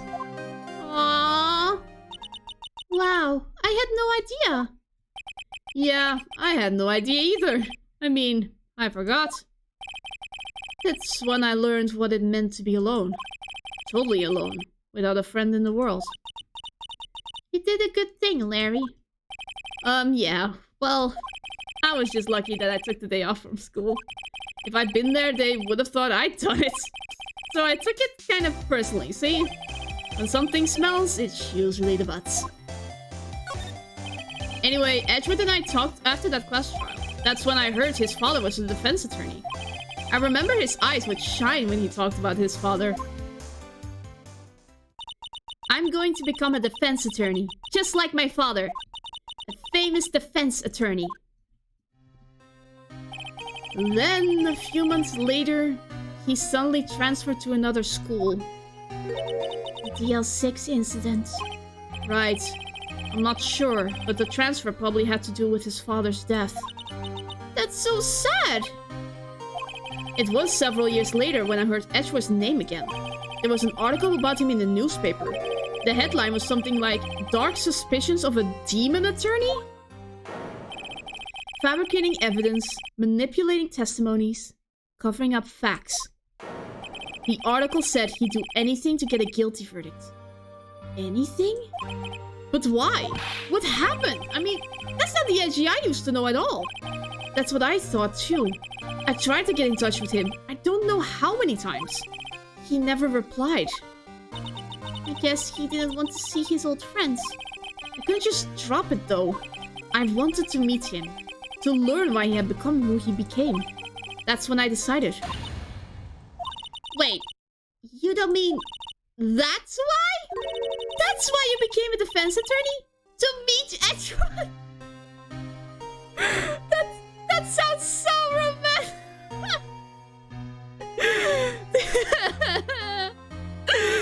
Oh, I'm giggling like a schoolgirl, my god. And this is how a ship was born. If I was a defense attorney, I knew he had to meet me whether he wanted to or not. In court. Edgeworth believed in me, and I believe in him. He's in pain, and no one's on his side. I'm the only one who knows the real Edgeworth. I'm the only one who can help him. Whoa, Nick. So, is that why you helped me out for free? Yes. I helped you because I believed in you. Except I don't remember saying I'd do it for free. Aw, Nick. Nick. Nick? We have to save Mr. Edgeworth if it's the last thing we do, okay? Right. It very well may be. First, there's that rental boat shop caretaker. We need to find out who or what he is. I'd settle for who. I guess I can clean out some of his evidence I no longer need. Okay, let's go! Okay, and then we move to the boat shop again. Gumshoe! Hey, pal! Long time no see. Oh, Detective Gumshoe! Close one today, eh? I got so worked up I snapped my tie in half. Sorry about that. No prob, pal. Thanks to you, we now know who really did it. You mean the boat shop caretaker? Look, I'll make you a promise. I'll have that scoundrel in my custody by trial time tomorrow. Come what may. It's my duty to you as a police officer. Now I'm off to catch me a criminal. Detective Gumshoe sure is active today. Oh, one other thing. No one could go into the woods today. The woods? Where a lot of us camping. The woods are off limits to camping and apparently the park ranger. He got pretty mad. No one could go in for a while. Guess Lotta's in a lot of trouble. Anyway, I'll be seeing you tomorrow. Bye, Gumshoe. Well, let's go. Huh? The Steel's eyesore is missing. Eyesore? Looks like the hot dog stand is closed too. I guess Larry's too busy worrying about Mr. Edgeworth to show up for work. Let's chase down the dude. That old caretaker got away. Yep. I never imagined he might be the real murderer. I know that clearing of the throat anywhere? What is he doing here? Weren't you on vacation? Aha! Hello! What might you be doing here? Out for a walk, Ah, the days of my youth. Like the scent of fresh lemon, you see. Mr. Grossberg, this is no time for idle reminiscing. Mr. Edgeworth's trial ends tomorrow. That is true, yes. But from what I saw of today's trial, Edgeworth should be fine, right? Well, I'm not so sure about that. Oh, what do you mean by that? Well, I'm not sure. If you find anything out, come by my office at once. I may be able to offer you some assistance. Thanks. Bye. What do you think Mr. Grossberg was doing here anyway? Who knows?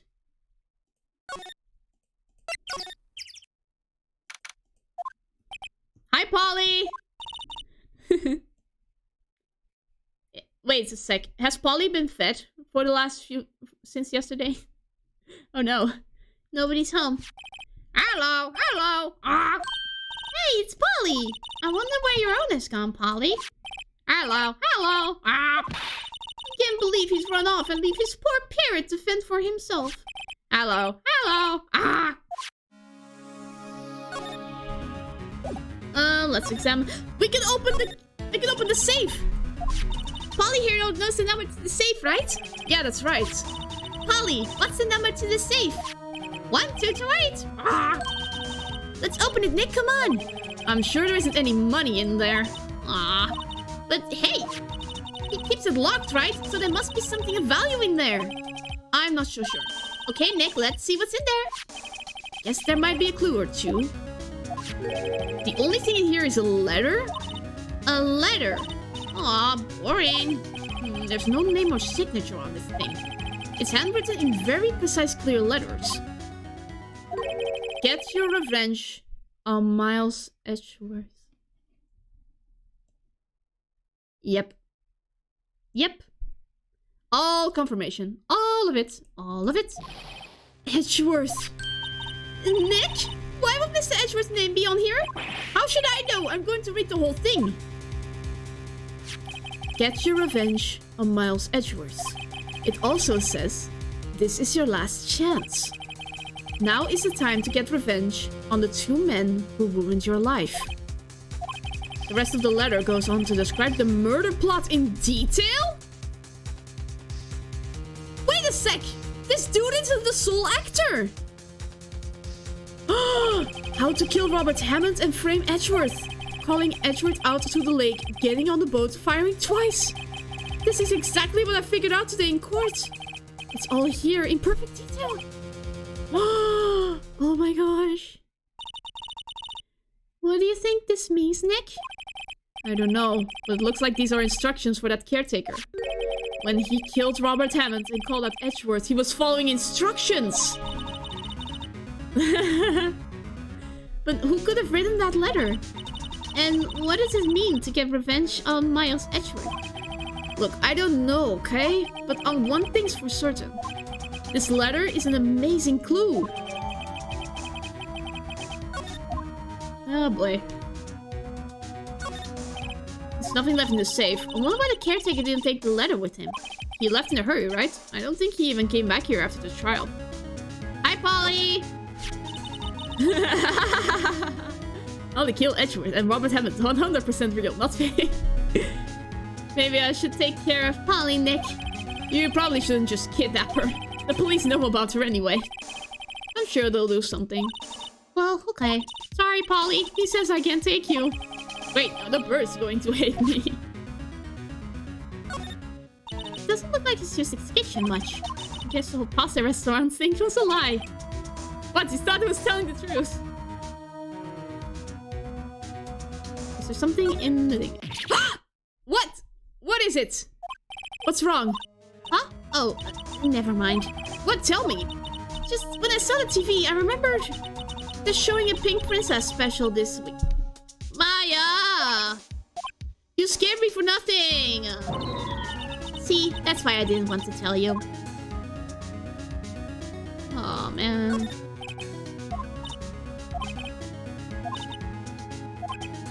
Maybe better not. Things cold. Looks like it. What a silly Billy, indeed. Oh, I can show the letter to Grossberg, of course.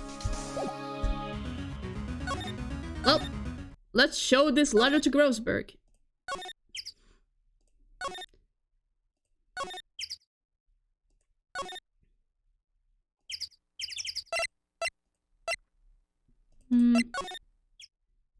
One day left, Nick. Yeah, I know. Well, no time to waste. Let's get going. Hi, Grossberg. He's out. Yeah. Seriously? Come on. When does he work anyway? Oh no, don't be harsh. Guess we'll have to come back later. Well. I can show it to Edgeworth? Oh no. You look as grim as always. Miss Edgeworth, I heard the story about the class trial. Class trial? What do you mean? You don't remember? No, I don't.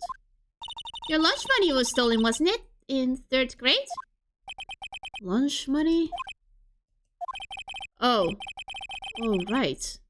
Yes, I seem to remember something like that. Nick, I think you're the only one who really remembers. Well, it probably only really mattered to me anyway. Mr. Edgeworth, didn't you know? That trial was the reason Nick became a defense attorney. Ridiculous. Gee, thanks. That said, it does sound like the kind of thing you do. You haven't changed a bit, have you, right? So simple. To a fault, even. Well, maybe, yeah, but I think you changed too much, Edgeworth. Perhaps. Oh no, no problem, Gigabyte. Have fun on the server. Bye-bye.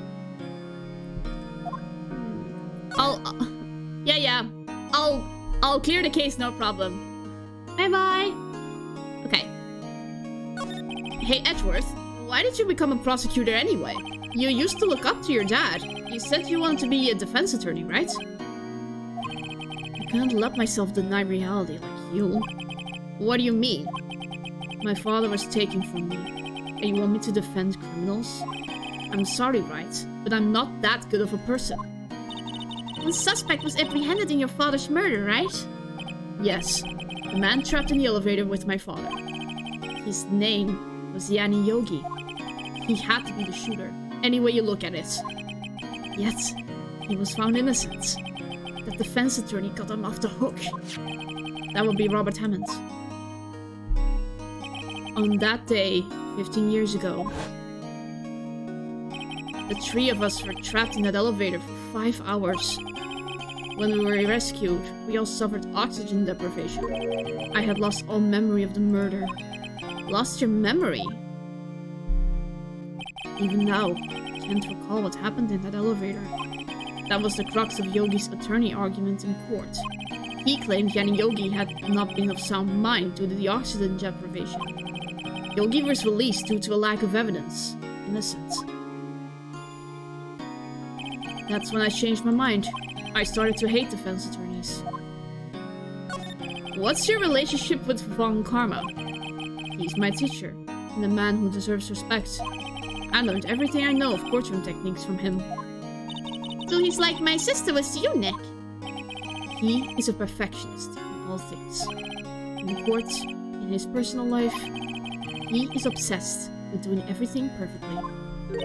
Perfectly, huh? In all the cases he has taken on, none were left unsolved, and not one suspect was declared innocent. Ever.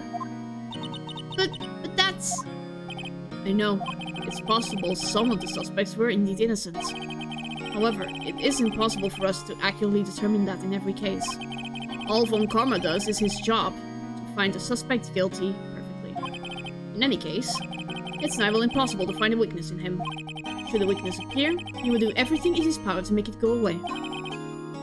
Edgeworth? If what you're saying is true, you're headed for a guilty sentence tomorrow.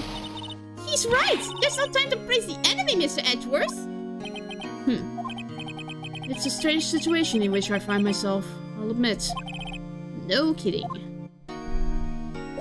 Well...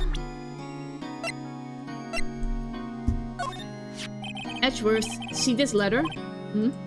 This came out of the safe in the shack where that boat rental caretaker lives. I see. Revenge on me? Who is that old guy anyway? I don't know. Could he be an innocent defendant you got declared guilty or something? Nice, right? But I don't remember that old man. Not at all. So he was following this letter then? Which means there was someone else behind it. Now is it time to get revenge on the two men who ruined your life? Two men, meaning myself and Robert Hammonds? It also says this is your last chance. Last chance. Wait, maybe he's talking about the statute of limitations on the DL6 incident. Wait. That old man. What is it? Do you know who he is? Yogi. Could he be Yogi? Finally, someone said it out loud. The suspect in the DL6 incident. The one who was found innocent. Yanni Yogi was a court bailiff at the time. We just happened to be in that elevator together 15 years ago.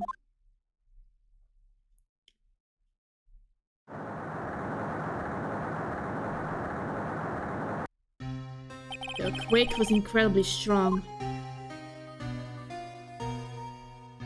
Before I knew it, everything was dark. We were there for so long, it felt like forever. The air thinned, and the darkness closed in on us in that little box. We became unsettled. Help! I can't breathe! Quiet! I said quiet! You're not making this any easier. I want to get out! Help! Get us out! Don't shout, you'll just use up more oxygen. That's all I remember. When I came to, I was in the hospital bed, staring up at the ceiling.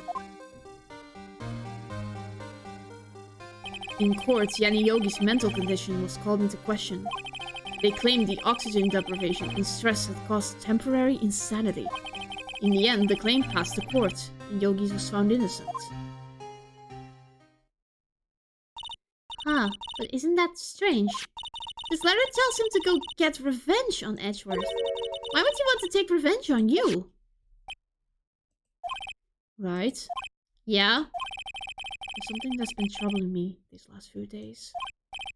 I didn't know whether or not I should tell you. You mean the nightmare?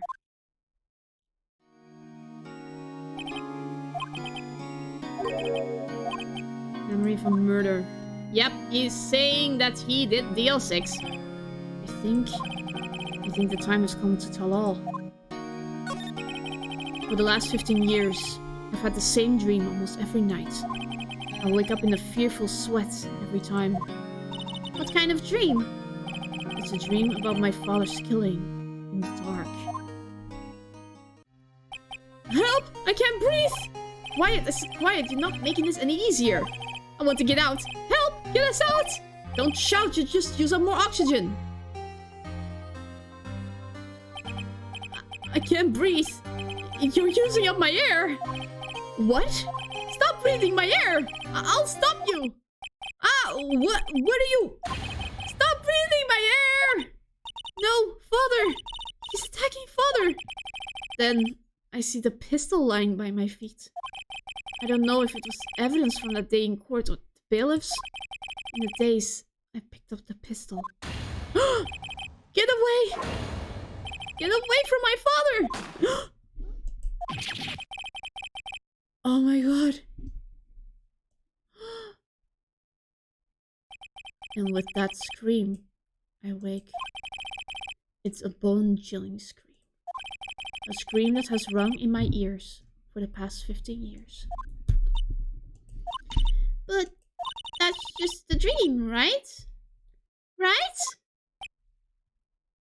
That thought is the only thing that kept me sane for the last 15 years. But what if I'm wrong? What if it's real? They say that sometimes people shut out memories in self-defense. Maybe it was I who killed my father. What? If you think about it that way, this letter makes sense. Get your revenge on Miles Edgeworth.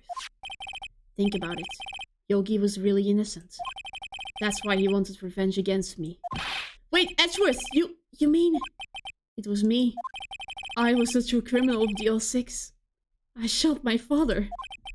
This is bad. What are we going to do, Nick? What can we do? I don't know. I don't think there's anything we can do, like it or not. If there's someone else who knows a lot about the DL6 incident, maybe. There is, Nick! There is someone else who knows about DL6! Now we can go to Grossberg, indeed. Mr. Grossberg. Ah, hello there. What's wrong? You look troubled. No kidding. I can't believe you're not. My. Just calm down and tell me what's happened, hmm? It's Mr. Edgeworth. He...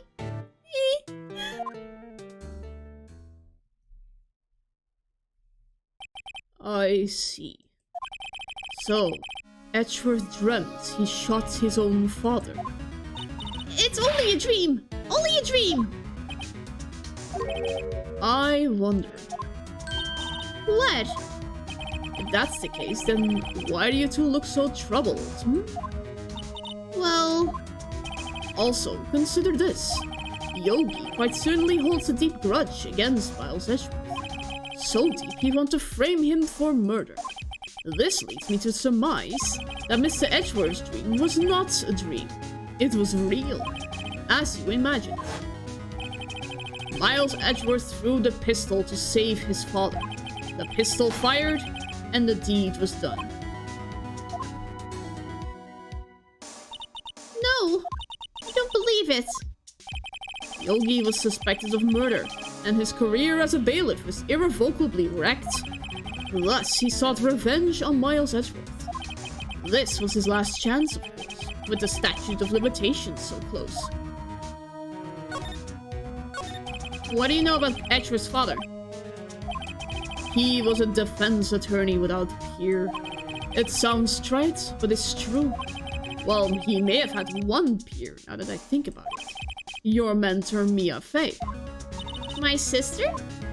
Gregory Edgeworth was very disapproving of Mr. Von Karma's techniques. That's no surprise. Von Karma is an extreme man. Forged testimonies and evidence are nothing to him. Results? He has a perfect win record in court. To beat him, Gregory Edgeworth tried to call his attention to his methods. And? He lost. And died in despair, as it were. I see. When Gregory Edgeworth was killed, the police called on a spirit medium. That was your mother, Misty Fey. I am Gregory Edgeworth. I have been killed. The one who shot me was the bailiff, Yani Yogi. Yet Yogi was found innocent. That's when my mother left us. Everyone called her a fraud. That's right. Everyone thought she was, you see. Yet, now that I think about it, it seems the one who lied was Gregory Edgeworth's ghost. Gregory Edgeworth must have known who shot him. I don't believe it. So you're saying he falsified his testimony? That Edgeworth's dad lied to protect his son? It's only a possibility, mind you. But a possibility nonetheless.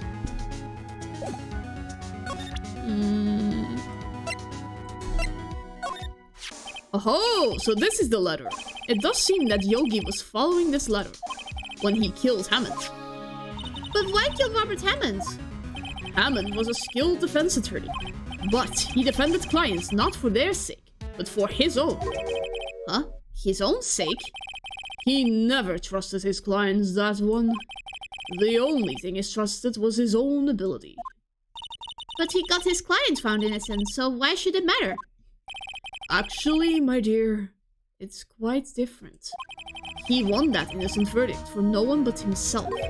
Yogi was a free man, but socially, he was ruined. Huh? You'll understand soon enough. Wait! What is it? This letter. I've seen this handwriting somewhere before. A long time ago. Whose handwriting was this? Do you have any idea who wrote this? No! No! No! He really is a Disney villain! Could it be Manfred von Karma? Von Karma? Why would he have something to do with this? Well, I'm not sure. He did do it, didn't he? Von Karma. Von Karma. Wait! You're right, my boy! This is Von Karma's handwriting, I'm sure of it! I used to see it all the time on court reports. What? But that means... The one who told Mr. Shogi to kill was... Correct. Manfred von Karma himself.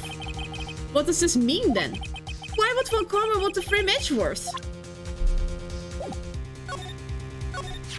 If it truly was von Karma who wrote this letter, then he would know the truth. He would know that Miles Edgeworth had accidentally killed his own father. He'll say as much tomorrow in court, I should think. He'll press the point until the court finds Miles Edgeworth guilty. Oh no. But how did von Karma know about Mr. Edgeworth's past like that? Even Mr. Edgeworth thought it was just a nightmare. That I do not know. Yet I do know that von Karma is both persistent and a perfectionist. He may be seeking to satisfy a grudge against Gregory Edgeworth by hurting his son. What do you mean? It was 15 years ago. Von Karma met Gregory Edgeworth in court, and von Karma did win. Hi, Hunter! Good to see you again! Oh my gosh, things are getting spicy. Von Karma is, yeah. Finding out about this backstory. Von Karma met Gregory Edgeworth in court, and he did win. But he didn't make it through the trial unscarred. What happened in the trial between Edgeworth's dad and von Karma? Von Karma got the guilty verdict he wanted. He won the trial. But Gregory Edgeworth accused von Karma of faulty evidence. And though he lost the trial, Mr. Edgeworth's accusation stood. Faulty evidence? It was the only penalty von Karma has ever received in his career as a prosecutor.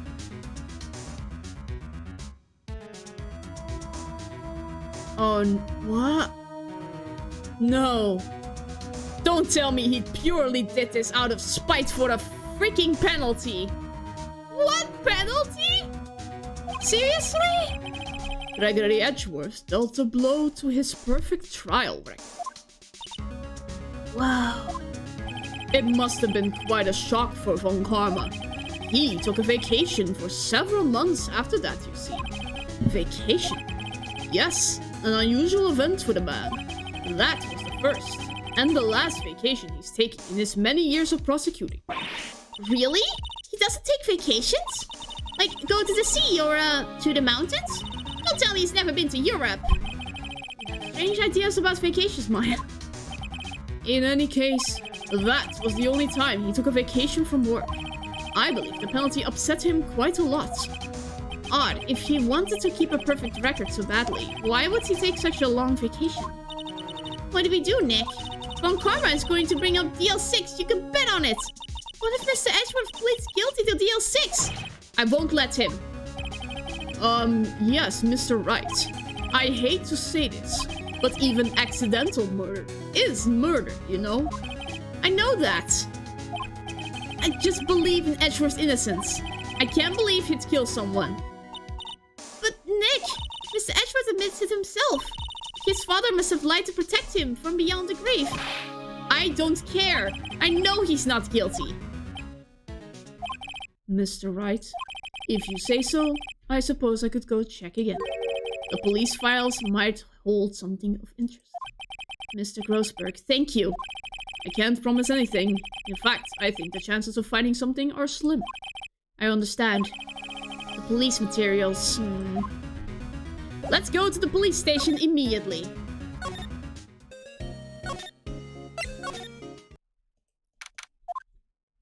There's hardly anyone here. Everyone wants me out looking for the old guy. Ah, it's you. I don't think Gumshoe will be coming back today. He's staying out late looking for someone. Sounds like Detective Gumshoe is pounding the pavement for real. We were wondering if we could check out the records room again. Well, no, I can't have just anyone wandering around in there. But I guess Mr. Von Karma is in there now anyway. Oh no. I know where this is going. Oh no. You can go in as long as he's there. Von Karma. Yes, he just arrived actually. Von Karma's in the records room? Nick, let's hurry! Oh, no.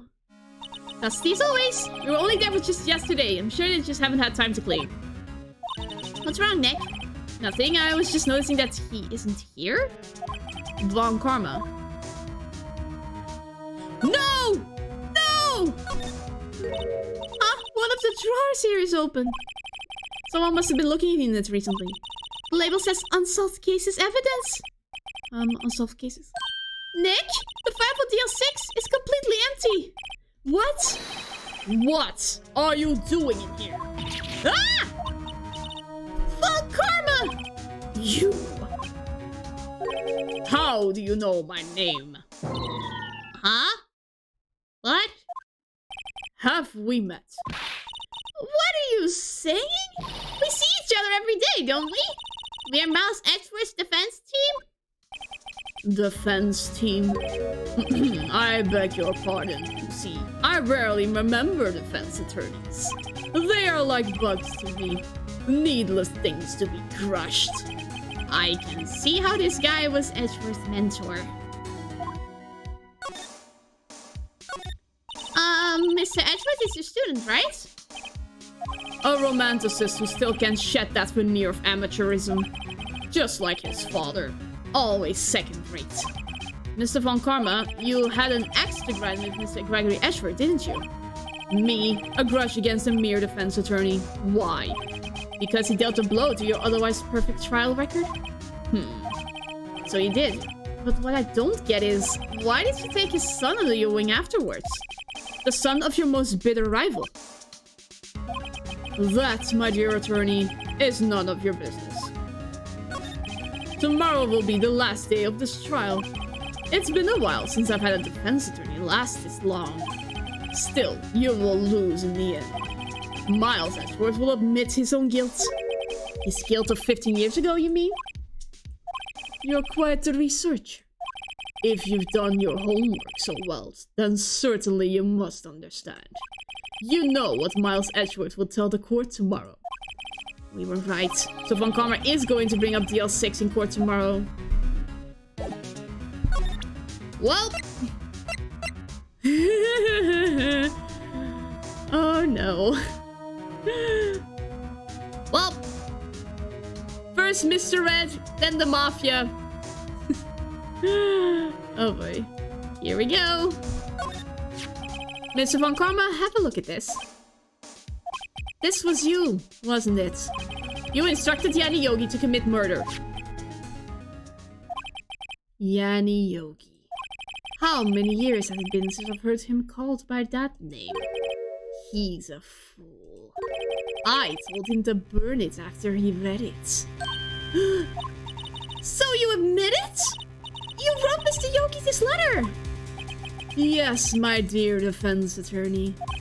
Thank you for taking the trouble to bring it to me. You saved me from a lot of needless hassle. What? Nick, what is that thing? A stun gun? For self-defense, usually. No! No! No! I refuse! I survived Red White. I survived jail. I survived the mafia. I can survive you. Bring it on, Von Karma. Indeed. 600,000 volts will course through your body like a dog touching an electric fence. 600,000. Oh, don't worry. People don't die from it. Usually. Now give me the letter. No! No! Whoa, what are you? Nick, run! Ah! Maya, no! Maya! Out of my way! Ah! Oh my god! This is the first time I actually got hurt! Oh my god! Am I alive? Ugh. He got us. The letter's gone, of course. And he took the DL6 evidence. All of it. Back to having no clues. Wait, Maya jumped first. Maya! Is she okay? Maya, are you okay? Maya! Maya, open your eyes. Maya?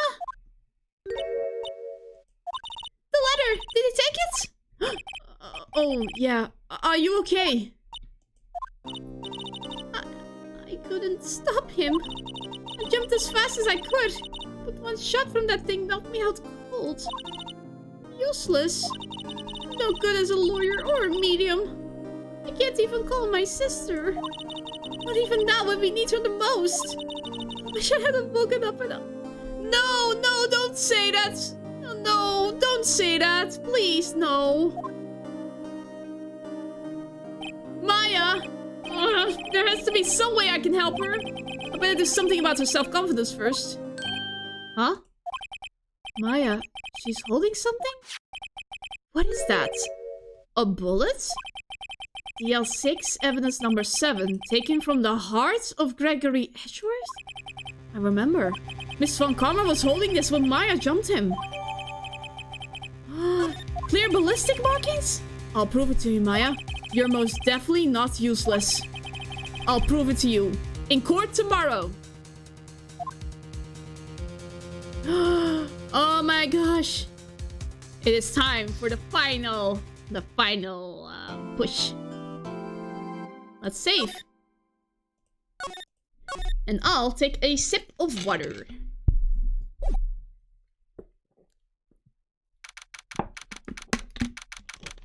Man, I'm getting hungry. That's what happens when you miss like 4 o'clock snack time. What? Sorry, I couldn't tackle him in time. This is it, Judgment Day. Today, things are going to get settled at last. A lot of things. Do I still get aftershocks?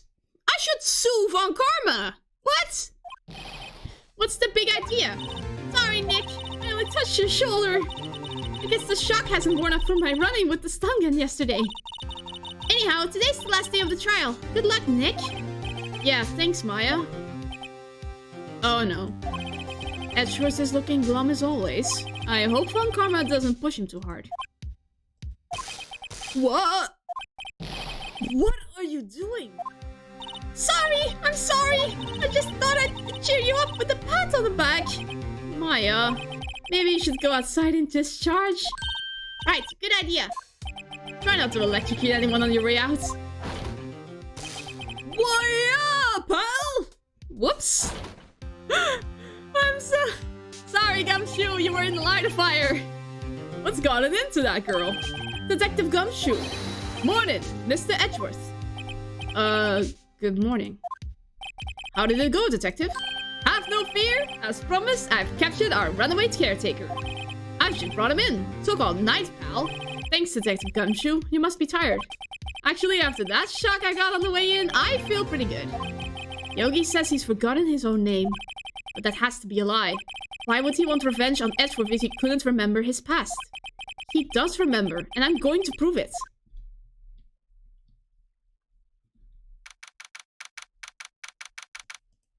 Oh boy. Time for the final final battle! Court is now in session for the trial of Miles Edgeworth. The defense is ready, Your Honor. The prosecution is ready. Alright, very well. We have reached the final day of our proceedings in this trial. I ask that the prosecution submit decisive evidence. Understood. Come on, don't be awed into silence by every little thing he says. Very well, Mr. Von Karma, your opening statement. Right. Thanks to Detective Gumshoe's efforts, the boat rental shop caretaker has been arrested. In yesterday's trial, the defense asserted that the caretaker was the murderer. However, the caretaker has yet to confirm this. I would like to ask the defense to cross-examine him as much as necessary. Very well. Please bring the witness into the courtroom. Here he is, once again. Ladies and gentlemen of the court, I believe you all remember our witness. He lives in the boat rental shop on the lake from where he witnessed the incident. In addition, he has currently lost memory of his name and identity. Witness, why did you run away yesterday? The witness was not running away, as he will now testify. I see. Very well, please begin your testimony.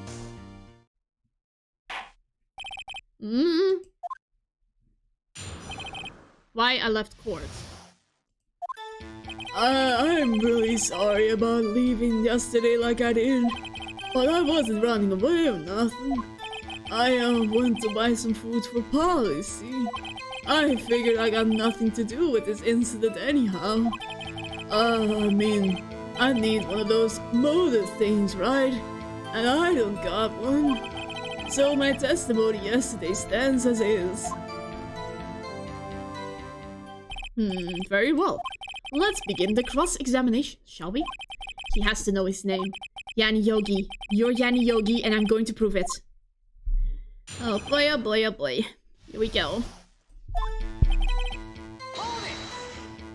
I'd call what you did running away and not just leaving. You heard Larry's testimony and realized you were in danger. Now, Mr. Wright, there's no need to rush to conclusions. As I said, the witness was not running away. Listen to the testimony. Sure seems relaxed. In fact, they both, Von Karmi and Yanni Yogi. Did I say Von Karmi? Bleh. Why did you leave? He's just about to say why. If I said quietly, Edgeworth would be guilty in 3 minutes. Food. Well, Polly is a bit of a gourmand, you see. She only eats these high-quality birth pellets from France. They only have them in the big pet shop downtown. But you weren't arrested until this morning. Why didn't you go back to the caretaker's shack? Well, I kinda got lost, you see. The witness has trouble remembering things sometimes. When the police apprehended him, he was on his way back to the shack. Yeah, right, nice try, Von Karma. No one's going to believe that. I see. So he was lost. Please, Your Honor, come to your senses. You've lost much of your memory, is that correct? Yep, seems like it. Then how could you know that you didn't have anything to do with this incident? Or maybe you're lying about not having your memory, You know exactly who you are. The witness has testified quite clearly that he has no memory of who he is.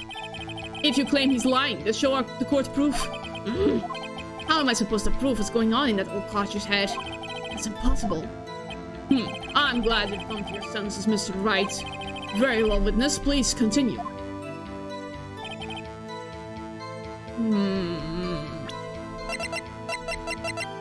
The DL6 file.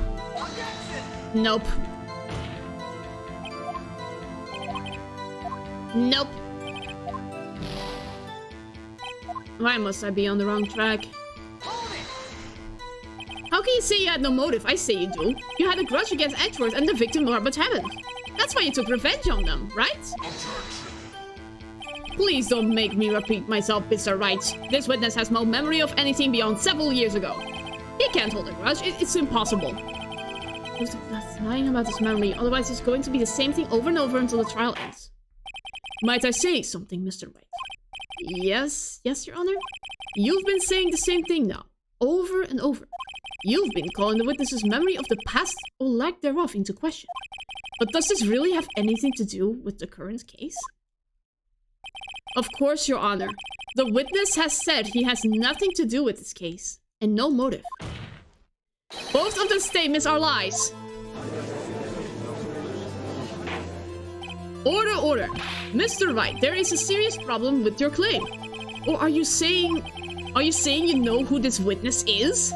Of course, Your Honor. Ho ho, now this is interesting. I would like to know myself.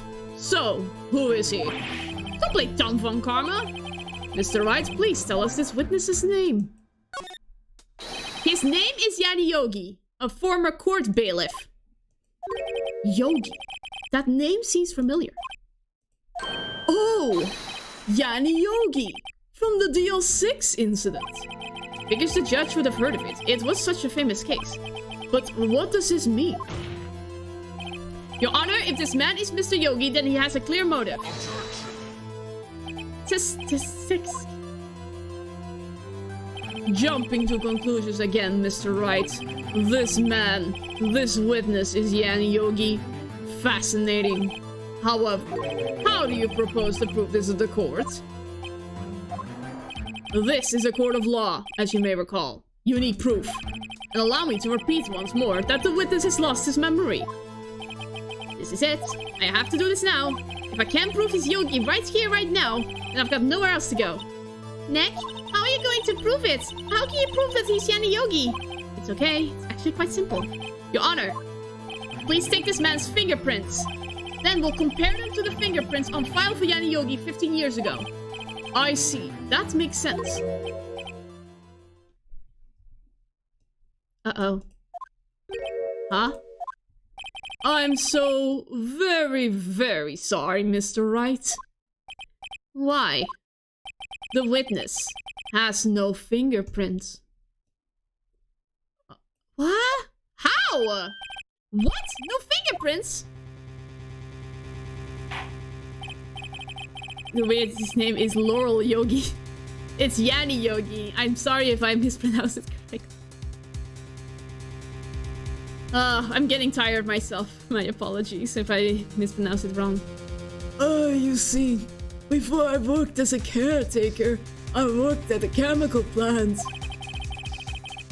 I burned my fingers working with the stuff, yup.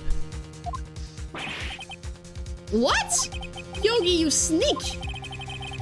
You burned your fingerprints off to hide your past.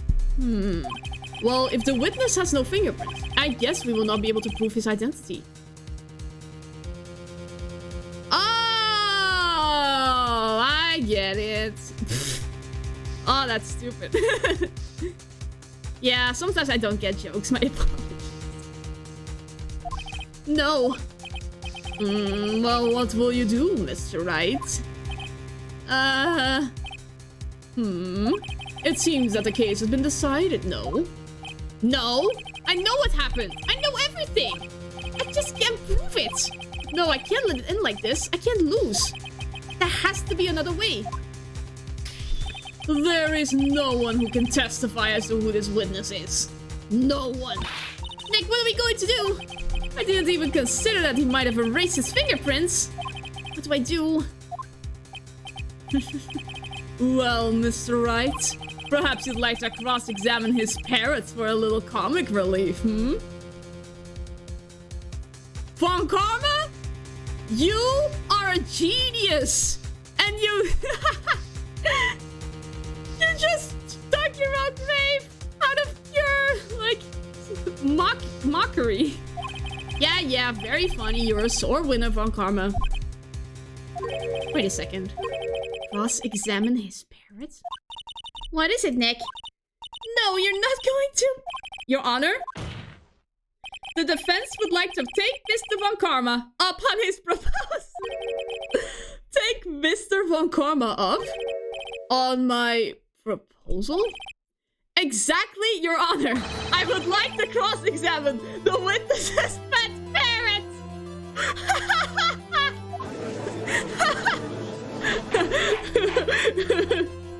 Order, order. Oh, well, what do you think, Mr. Von Karma?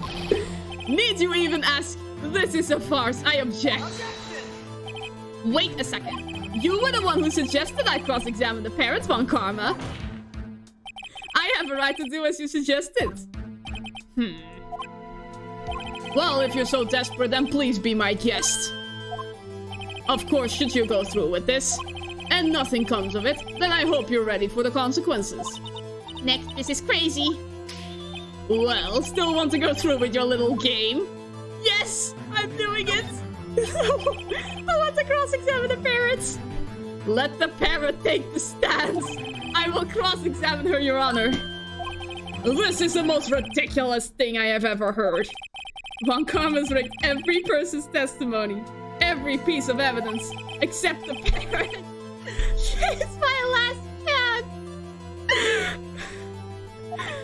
At least, I think so. Bailiff, bring in the parrots. A parrot who actually used as a witness to find him. Oh yeah, right! I remember! Yeah! He was even under witness protection, right? That's quite a bird. Please tell us your name. It's just the ridiculous of it all. It's good. Parrot the Rain, thank you very much for following. Get ready for this train wreck of a cross-examination. Hey, hi. It is time for the best moment of our lives. Name. The witness is ignoring me. It must hurt to be ignored by a bird. Very well, witness. Who is your owner? Please, testify for us. Who is your owner? Hello. That's it? Oh my god, it's a cross-exam. Yes, it is time! It's the best moment you've ever arrived. Certainly the most concise testimony we've had so far. Very well. Begin your cross-examination. Right. What are you going to do, Nick? Looked it up and guilty got life increment. Oh my gosh, that is amazing. Paralilla came in clutch. Oh my gosh. Maybe that was the inspiration for this moment. It most likely was. Hello. No. Witness, you can't just say hello and expect us to get anywhere. I want you to testify. Maya, you talk to her. Right, what do I say? Have we forgotten something, right? As I recall, 2 days ago. Polly, have you forgotten something? Don't forget the L6. I can't do a parent squawk, I'm sorry. I can get Polly to say that here. That will prove that the caretaker had something to do with the L6. Polly, have we forgotten something? Hello. No! No! Of course it's not that easy. Of course. That's not what you're supposed to say. Forgot! Something we forgot! Hello. Uh-oh, it's not working, Nick! She won't say it! This is ridiculous. Why would she say it? This something the matter, Mr. Wright. Wait. Don't tell me Von Karma expected this. He couldn't have restrained the parrot, could he? Did he train her not to respond when asked if he forgotten anything? Well, I guess we should try. No. We can't show evidence to a parrot. What do I say? What's your name? Maybe I should get her to say your name? Polly, what's your name? Polly. Mr. Wright, I think we've established that this parrot is named Polly. Does this have anything to do with the owner's identity? Yes. Yes, it does. Ha! Fascinating. You claim that the parrot's name will prove her owner's identity. Then show us this proof. Nick, don't you think you're taking the bluffing a little too far?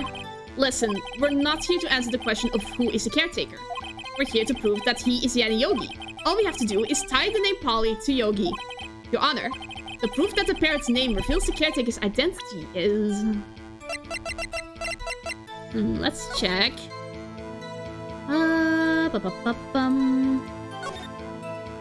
Defense attorney, poor bailiff trapped in elevator, memory loss. Fiancé Polly Jenkins committed suicide.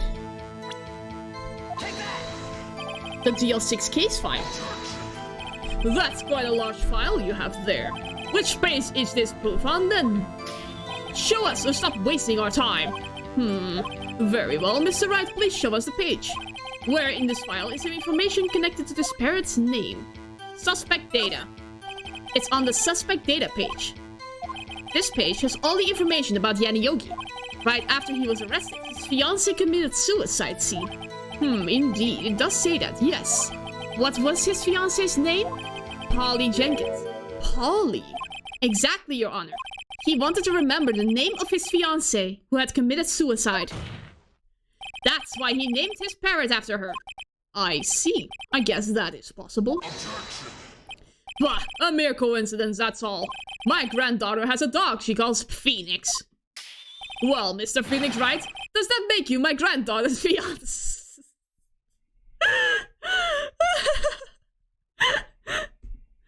Well, she's only 7 years old. Indeed. Alone, it is a little weak for evidence in the murder trial. We would need some other corroborating evidence. Where am I going to find that? Nick, we're getting closer. One more. We can just get one more piece of evidence. Right, but what? Very well, witness, you may continue.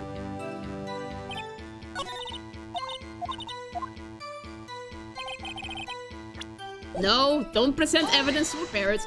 I'm just so automated on the tab button. What's the safe number? Maybe I'll get her to say the number of that safe. Huh? The safe? Why? Let's just try to get her to say anything, okay? Polly, what was the number to the safe in the shack? 1228. 1228. My, what a reckless parrot. Well, Mr. Wright, you aren't claiming that this number has something to do with the caretaker. Actually, it does. Actually, it does. That's why I had her say it. Ha! Ridiculous. How can the number to a safe tell us who the caretaker is? Show us your proof. What could possibly link this number to the caretaker's true identity? Oops! The DL6 case file? What is this obsession you have with that case? Mr. Wright, where in this file is something related to the safe number? Case summary. It's on the case summary page. The case summary. Specifically, the date in which the DL6 incident occurred. The date of the incident, December 28th? Why, that's today's date, 15 years ago. And the number on that safe is 12828. He used the date of the DL6 incident as the number for his safe, Your Honor. That's how important that date was to him. I see. It certainly is an interesting coincidence. People often do set their secret numbers to dates. Blah, that is not tangible proof. I set my ATM's card number to 001. Because I'm number 1.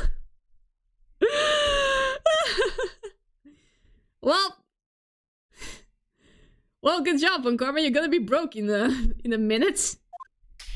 This has nothing to do with the date. Nothing. That's enough. I think we've reached a conclusion here.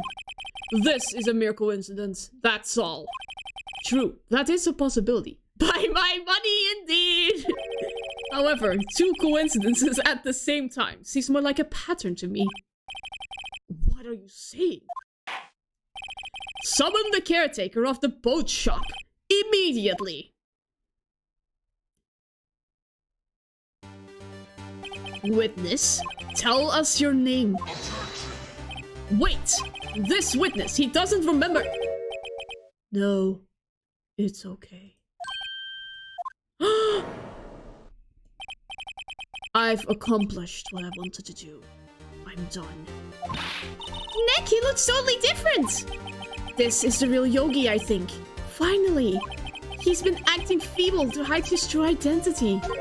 Acting for 15 years! That's so... my gosh. Well, let me ask you again. Please state your name for the court. My name is Yani Yogi. 15 years ago, I served as a bailiff in this very court. Order! Yani Yogi. So was it you who killed Robert Hammond and tried to frame Miles Edgeworth for his death? Yes, it was me. I did it. They put me on the witness stand 15 years ago. Robert Hammond, he said I was mentally unsound. He told me it would make me innocent, get me off the hook. So, I pretended to have brain damage. I was innocent, really. But he didn't believe me. We won the trial, but I lost everything. I lost my job, my fiancé, my social standing. Then, this year, 15 years later, a package arrived.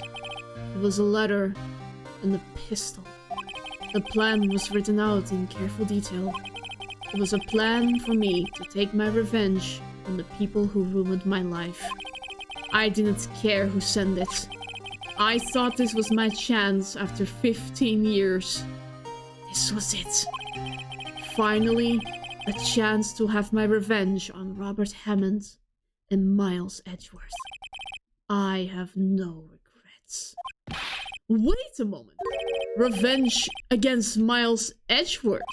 What do you mean? I'm not at liberty to speak on that matter.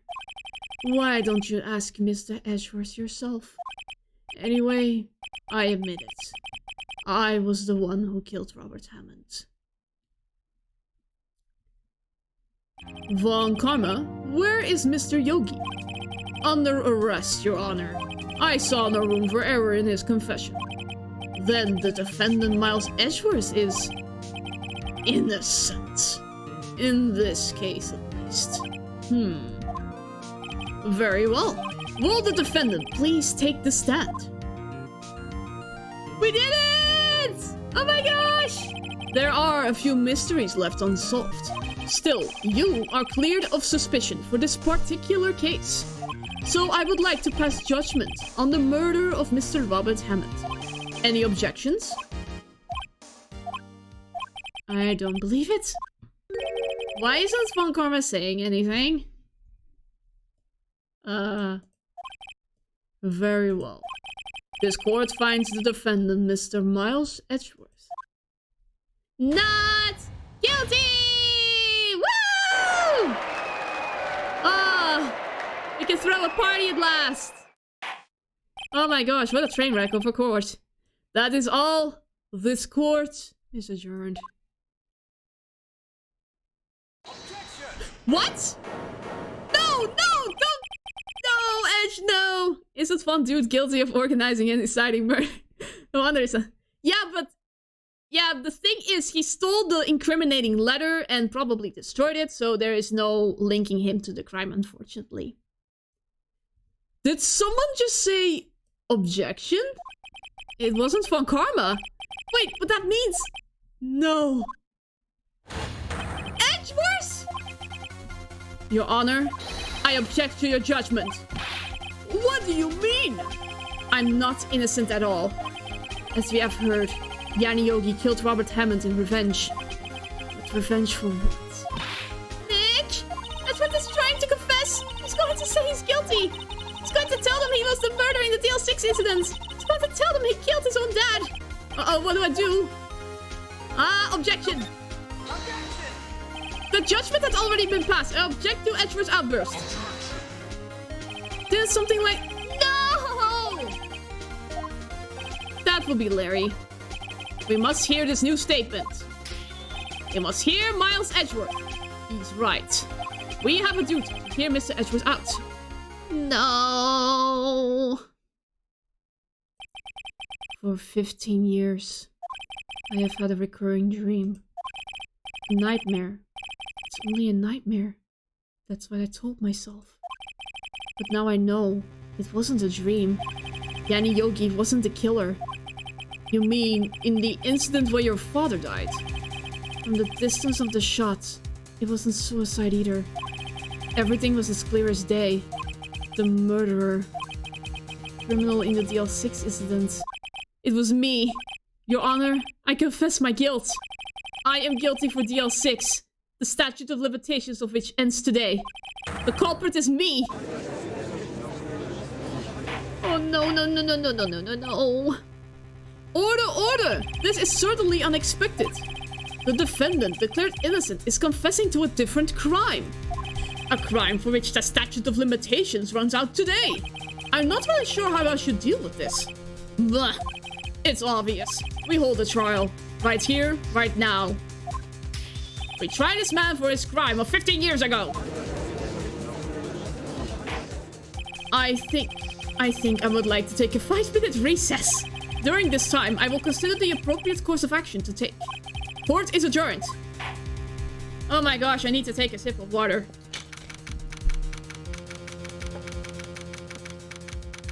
Oh my gosh, my hands are shaking. Oh my gosh.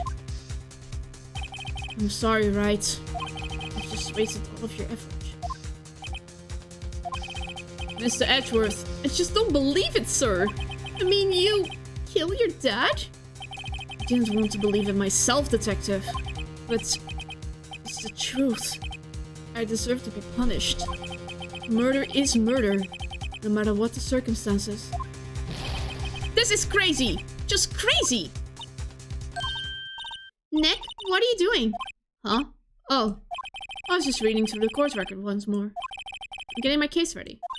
Your case for what? Huh? Isn't it obvious? I'm going to prove that Miles Edgeworth is innocent. What are you talking about, pal? He just admitted to it! He confessed that he did it! In court! I'm sorry, Edgeworth, but I don't believe your nightmare. What? It's just a dream. It's not real. The truth is right here in this court record. In any case, tighten your belts. The real fight is just beginning. I'll prove you're innocent. Trust me. Right.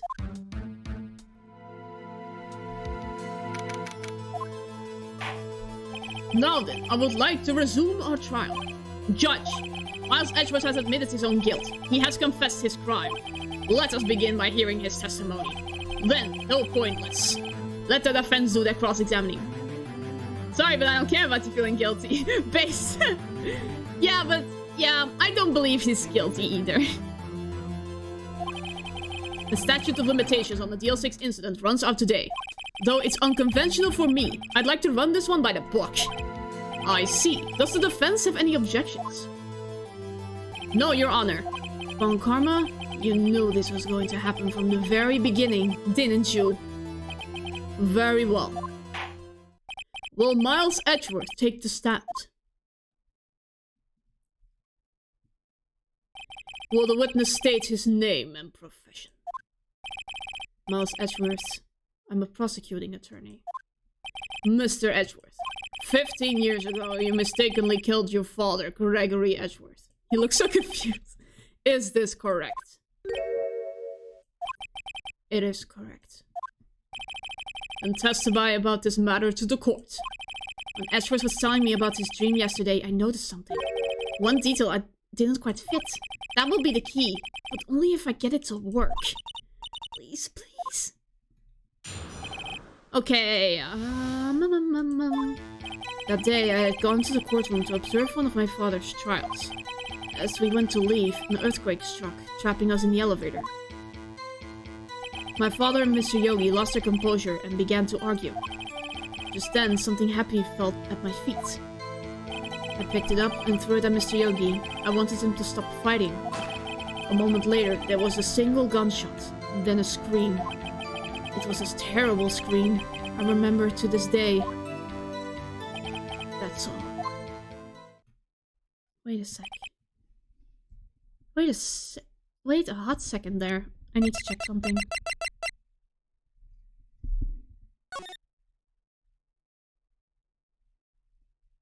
1, 2.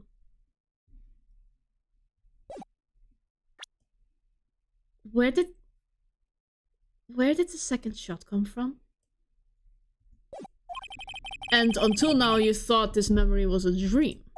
We were stuck in that elevator for 5 hours. The oxygen in the elevator ran out, and I lost my memory of the events. Ha! The same claim Mr. Yogi has made. Very well. Mr. Wright, your cross-examination, please. Yes, Your Honor. Yeah, I don't need to press everything else. I need to go immediately. A single gunshot. The gun fired once. Yes. I think after I threw it, I lost consciousness. Since then, they've echoed in my head every day. That gunshot and that horrible scream. The scream.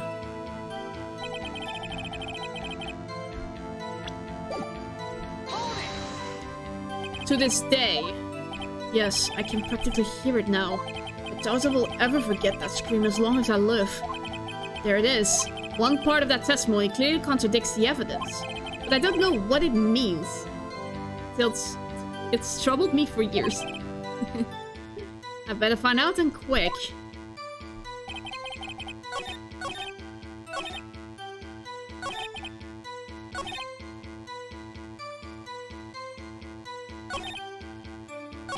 There it is.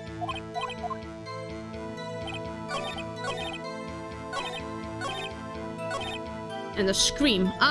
First I'll need to save. Always save. That's how you avoid prison.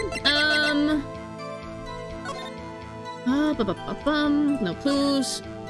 One bullet found in the heart. The murder weapon was fired twice. It's this one.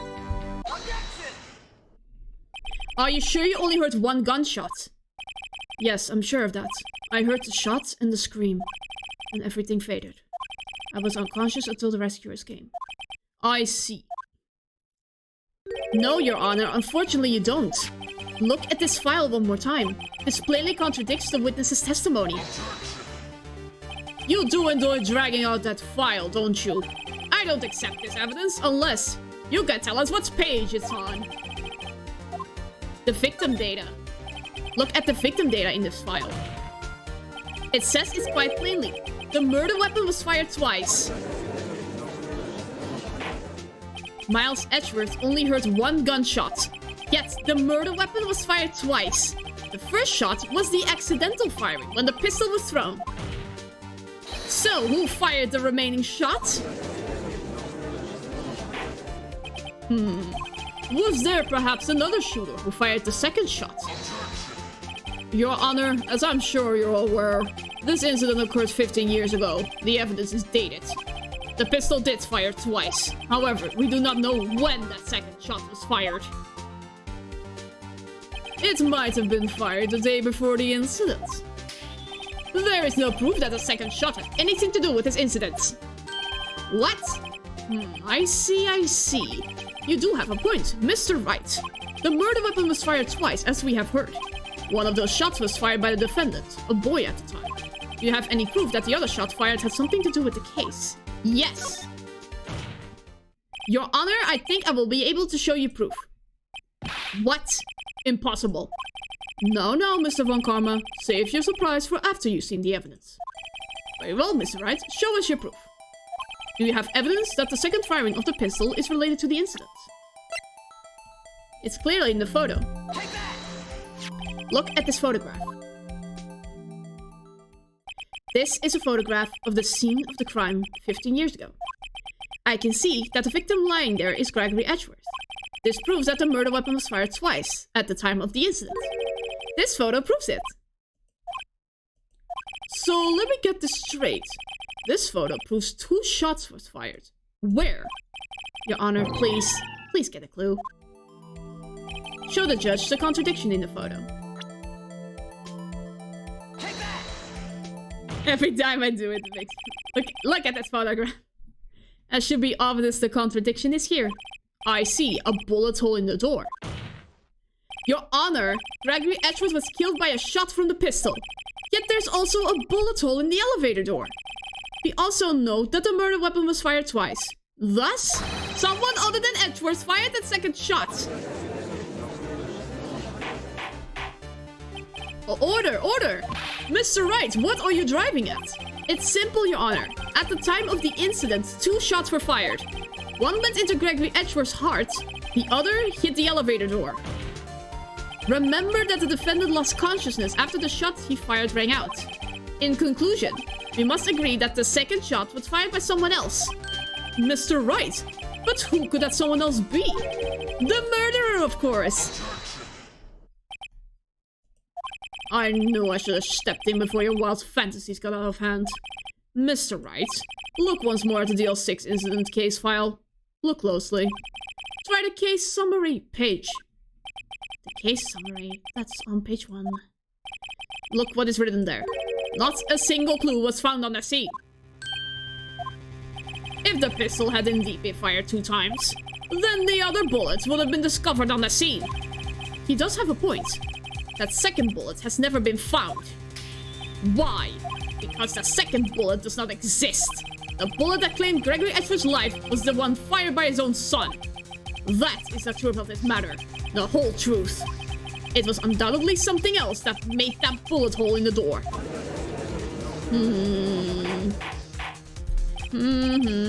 How will I prove this? Mr. Wright has proven one thing to us quite clearly. That the murder weapon was fired twice at the time of the incident. However, as Mr. Von Karma says, the second bullet was not found. It is highly unlikely that the police merely overlooked the second bullet. So, all we have is the single bullet fired. I'm afraid I have to discount the defense's claim. It couldn't have been a bullet that made the bullet-shaped bullet hole in the... Oh no. I praise the judge for his wisdom in this matter. Sure you do, Von Karma. How did this happen? I don't believe that the second bullet didn't exist. Was I wrong? Have I been wrong about this whole incident? What are you doing, Nick? Why aren't you raising an objection? I'm sorry, Maya. What? I need a confirmed version of this cartoon character's exact outline-shaped hole that matches. Oh, that's funny. It looks like I was wrong. Nick? If the second bullet wasn't there, then all my conjectures are for nothing. No! But you said you'd do it, Nick! You said you'd get Edgeworth declared innocent! I'm sorry. It's just, when I saw the photograph, I thought that 2 shots had been fired. I was so certain of it, I thought I'd won. I thought there was another person, someone else who fired the killing shot. But now, I was wrong to think it could be that simple. This case has stood unsolved for 15 years. Nick? Well, it seems that we have finally cleared up this incident. Only 1 bullet was found at the scene of the crime. That shot was fired by Miles Edgeworth. Precisely. I would like to ask one thing of Miles Edgeworth before passing my verdict. Have you been paying attention to the trial so far?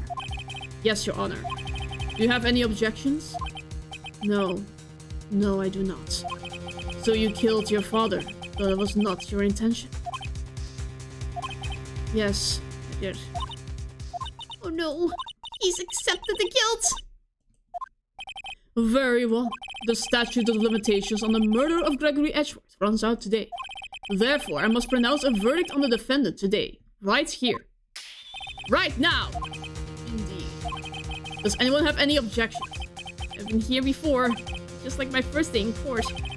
There's so many things I know I should be saying, but my mind's gone blank. I can't find the words. Mr. Wright? I have an objection. Your Honor! I object! Mr. Wright, on what grounds do you object? Nick? I don't know. His case is perfect. No. It must exist. The second bullet. Mia? What? What did you just say? Nothing. The second bullet must exist? But where? Someone took it. It seems waiting is not going to produce us any answers from Mr. Wright. Wait, Your Honor! Huh? The second bullet, it existed. What? Well, we just heard proof that it did not exist. No, it's fine. Completely fine. You're just at the most, like, tense part. I realize that, Your Honor. I'm really grasping here. It's just someone took it from the scene of the crime. That's what happened. But who? The murderer. There's no proof it didn't exist. Yeah. But you can't prove a negative either. There's the murderer. Then tell us, just who is this murderer? I'm still thinking about that one. So the criminal took the second bullet, but why? Huh? First of all, how would they have found it? It's not easy to find a stray bullet, Mr. Wright. Was there some more pressing need for the murderer to search for the bullet? The murderer had to find it? Of course there was a need, that's why they took it. What possible reason could they have had? Well, the reason the murderer took the bullet away from the scene of the weapon is... the bullet would be proof, of course. Maybe they thought that the bullet would be used as proof? Proof? It was a special bullet, so they took it with them. If it was the case, then they should have taken the bullet from inside Gregory as well. Huh? Why would they only take one of 2 shots fired? Oh, right. This isn't going so well. The murderer didn't need it. Why would the murderer have to spend the time to look for the stray bullet? I haven't got a clue. What's wrong, Mr. Wright? Ha! The murderer had no reason to take that bullet. You don't want to admit it, but it's true. Had to take it. Had to take it. The murderer... What does that mean? You're thinking too normal. Think crazy. Don't think why the bullet was taken. Think why the bullet had to be taken. Mr. Wright. Yes, Your Honor. I have no idea what I'm doing. Well, the murderer had no intention of taking the bullet from the scene. But, the murderer had to take that bullet. Had to, Mr. Wright? What do you mean? Well, for instance... Is that what? Maybe the bullet, hit the murderer? The bullet hit the murderer. It's just saying, for instance. I mean, if it hit you, you would have had to take it with you, wouldn't you? It's not like you could perform surgery right there. You know? Wait a second. I was just talking off the top of my head. Before that's what really happened. Let me get this straight. So at the time of the murderer themselves was shot? And they left with the second bullet still inside of them? Thus leaving only 1 bullet at the scene of the crime. Yes. I guess that's how it would work, yes. But there's a problem with that. The other 2 people rescued from that elevator. Miles Edward and Yanni Yogi were both unharmed. So that would mean the murderer came from outside, yes.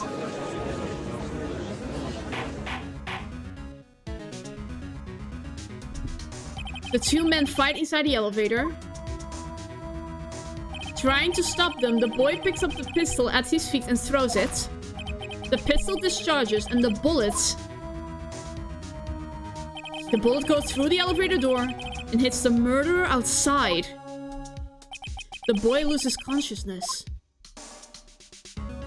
Then the murderer opens the elevator door and sees the men inside.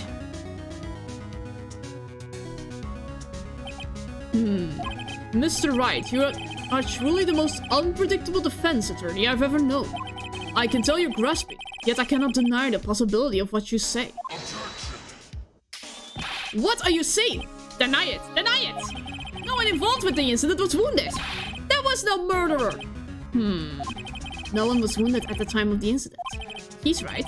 I can't think of anyone. Hey, Nick? Huh? I just thought of something really crazy. Crazy. Remember what Mr. Grossberg said yesterday? Gregory Edgeworth dealt a blow to his perfect trial record. Whoa. It must have been quite a shock for Von Karma. He took a vacation for several months after that, you see. Yes, an unusual event for the man. That was the first and the last vacation he's ever took in his many years of prosecuting. if Von Karma didn't take that vacation because of shock, he took it because he was injured? Which would mean... It could only mean one thing. He was the murderer in the DL6 incident? Da-da-da! What? He was the man who shot Gregory Edgeworth. It was Von Karma. Oh, man. Something wrong, Mr. Wright. You seem dazed. No, Your Honor. Well, you have indicated the possibility that the murder came from outside. Can you give us the name of your suspect? Uh-oh. Should I come out to say it now? Say it now. Da-da-da. Your Honor, there is a suspect. One lone suspect. Well, this is certainly interesting news. Very well, Mr. Wright. Who is your suspect? My hands are shaking. V what? Von Karma. Von Karma?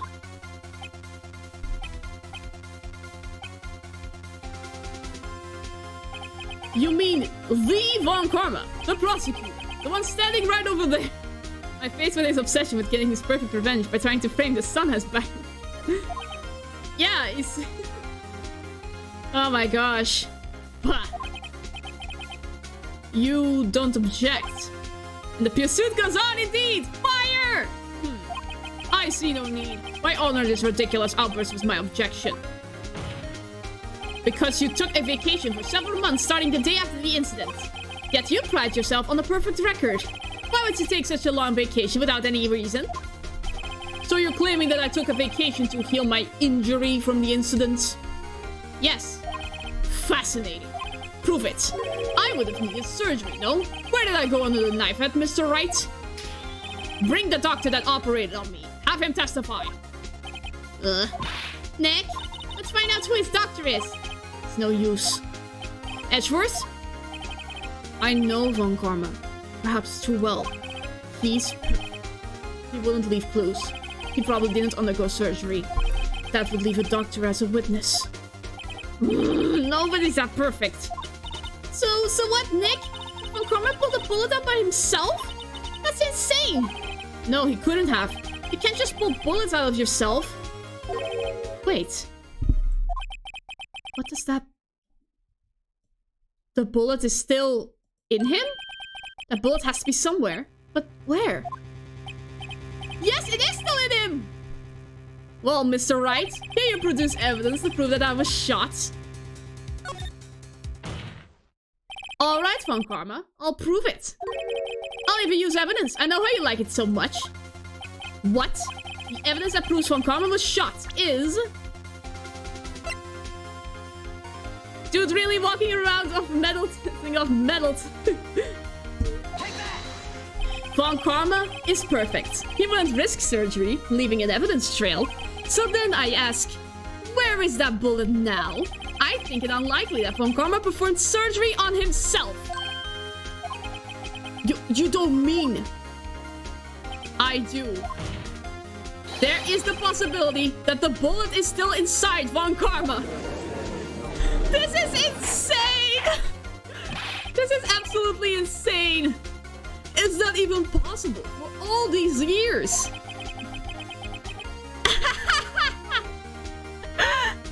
Yeah, well, the biggest coincidence, I was given a metal detector by Gumshoe. Bro, I'm gonna scan him. It's really kept the evidence on him, indeed. We could use this metal detector. Well, Von Karma, I'm going to run this over you and see what we find. Oh my god, he's sweating! We're getting him, guys! Come on! I refuse. You refuse. Scan medbay right now. Improve your art. It's like a... like Among Us. But refusing this means... You acknowledge that the bullet is still inside you? Order, order, order. Your Honor, the defense requests that we be allowed to use the metal detector. Judge, I call for a suspension on this trial. This is an invasion of privacy. The statute of limitations was out of this case today. It was you who said we had to end it right here, right now. Enough. I permit the use of the metal detector. Mr. Von Karma, you will submit yourself to testing. Nick, what does this mean? I don't know, but we have to give it a shot. While I do this, I will take a sip of water.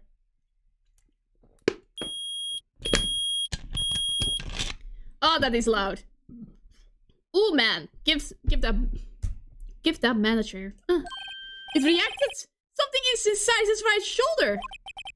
The bullet. Mr. Von Karma? You. If he didn't try to frame the child, he could have gotten away with murder, indeed. But he is a spiteful man, Von Karma. I think this was a part of a 15-year revenge scheme, which is utterly ridiculous, but it is Von Karma. He is the Disney villain of this world. You. It was you. Don't do that. Don't do that, Hunter. Not here. It's a warning, okay? I was afraid this would happen. His hubris indeed. And so I remained silent. Indeed, there is... Now slam your head, indeed. Indeed, there is a bullet in my shoulder. However, it has nothing to do with this incident. What? I was shot in the shoulder long before the DL6 incident. I claim that the bullet in my shoulder has no relation to DL6. Are you joking? Cap. But Mr. Von Karma, can you prove that? Prove? Then why not get it out? I have no obligation to prove anything. Mr. Wright must have something to prove here. Sorry, my screen glitched out. I pressed the wrong thing. Oh, no. Something... Not I. Mr. Wright? Well, can you prove it? Can you prove that the bullet in Von Karma's shoulder was from DL6? Of course he can't. You don't have any of the DL6 evidence. It's because you took it out of the records from yesterday. No, I swear my fingerprints were put there before the crime. With no proof, you cannot convict me of any crime. So sorry, Mr. Wright. No, I'm the one who's sorry, Mr. Von Karma. What? You were close. One day away from freedom. But you see, I have proof. What? Who would have thought you would dig your own grave trying to convict Edgeworth? You can link that bullet in your shoulder to the DL6 incident. And here's my final proof! That's... a bullet? Where did you get that? This is the bullet used in the DL6 incident. This was taken from the victim, Mr. Gregory Edgeworth. The bullet is preserved quite nicely, with all the ballistic markings intact. Ballistic markings. You may recall the term. It came up in the first trial 2 days ago. Ballistic markings are the fingerprints of a weapon. All bullets fired from a gun are marked with that weapon's unique pattern. By examining the markings, you can tell which weapon fired the bullets. It's quite accurate. We have 2 bullets in our possession. One, the bullet removed from Gregory Edgeworth's heart. The other, Mr. Von Karma, is the bullet buried in your shoulder. We can analyze both bullets. Then, if the markings matched, we would know that both bullets have been fired from the same gun. The very same pistol. In other words, the murder weapon that killed Gregory Edgeworth. Come on, Mr. Von Karma. You will let us remove the bullets from your shoulder. Then we'll compare the ballistic markings to those on these bullets. And solve this case once and for all. Well, Mr. Von Karma?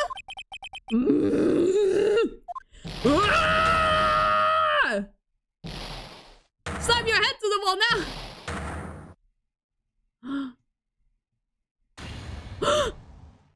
That scream. I've heard that scream before. Wait, I know!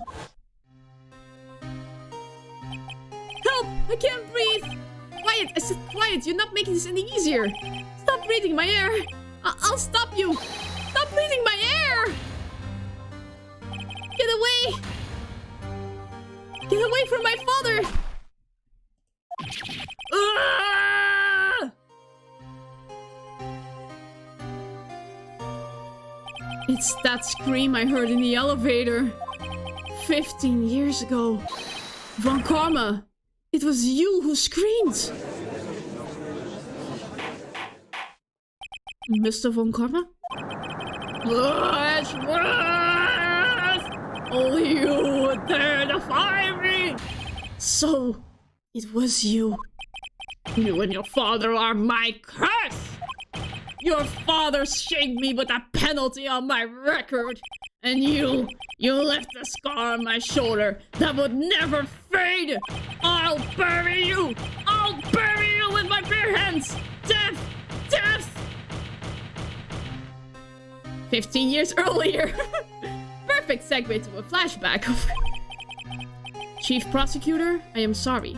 He broke his head. Von Karma, it's not like you to make this kind of error. I never would have thought that Edgeworth would be the one to catch you. Now he has to take the surgery indeed. I was careless. I'm sorry, but you will have to be penalized. I've covered for you in the past, but not this time. Edgeworth! It was a shock, like none I had ever known. Me, penalized? It took hours for me to regain my composure. Suddenly, I find myself in the darkness. I was in the court records room. I must have wandered in there without thinking where I was going. The room was pitch black.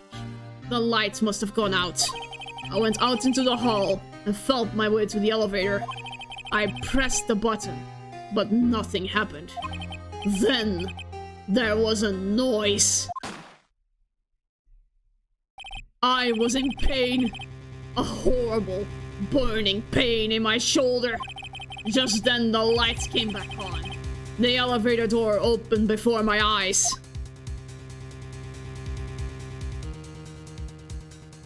I saw 3 people inside, all lying unconscious from oxygen deprivation. Much to my surprise, a pistol lay at my feet. I knew then it was destiny.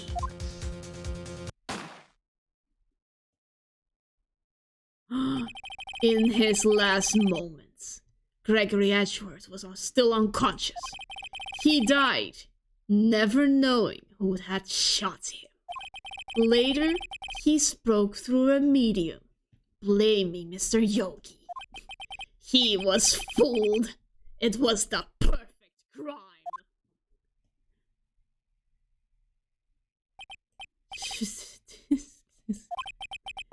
Who would have thought another man would have come to open that elevator door? Judge! What? What are you doing? Do your job! Bring an end to this miserable charade! Now, end it! Very well. Is it finally over? Is it finally over? It appears that we have come a very long way to the end of this maze. 15 years later. Mr. Miles Edgeworth? Yes, Your Honor. You were innocent. You are innocent. As you said, it was all a nightmare. Yes, Your Honor. This court finds the defendant, Mr. Miles Edgeworth, not guilty! Woohoo! Now it's really time to party! Oh my gosh. That is all. This court is adjourned. Oh my gosh. Oh my gosh, I am so tired. Oh my gosh. 4 hours of this madness. But we finally did it. Nick, we did it! Did you see his face? Well, Karma looked even paler than usual. He's pretending to be all cool, but inside you crushed him, Nick. Crushed. I gotta say, I'm impressed. It was pretty close, though. I was sure we had it. I know, I was on the verge of tears the whole time myself. But now it's all just a good memory. So it's finally over, Edgeworth. Right? Yeah? I'm not sure how to say this. I know! Try thank you! I see. Thank you, right? You're welcome. I think you could have done better than that. Sorry. I'm not good at this sort of thing. You got a lot to learn, Edgeworth. She's got you there. Woohoo! Whoop whoop! Amazing, pal! You pulled through just like I thought you would. I'll never forget this. I owe you one, pal. And tonight, let's party. Dinner's on me! Yeah, my salary went down a bit this month, but who cares? See, Mr. Edgeworth, you should take a lesson from Detective Gumshoe. That's how you say thank you. I see. Whoa!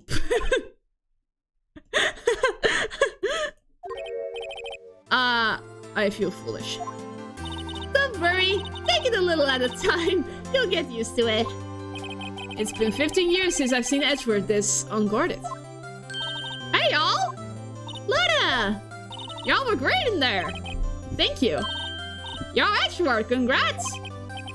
Thank y'all very much. I knew you were innocent from the start, of course. Just look at you! You wouldn't stick your hand in the cookie jar even if no one was there. You were the witness on the first day of the trial, weren't you? Yeah, well, let bygones be bygones, eh? Speaking of which, what are you doing now, Lotta? Oh, me? I went back to college. I gave up on trying to be an investigative photographer pretty quick. Hey! Well, Super Mew. You're actually kind of late to the party. We just finished the case. But I'm still very glad you're here. Really? That's too bad. Huh? Isn't that the hot dog guy from the park? Huh? It's over, Nick. My life is over. Larry, what are you talking about? Are you saying, like, you still have one more case? Wait, what? No! I thought I was done with this game! No.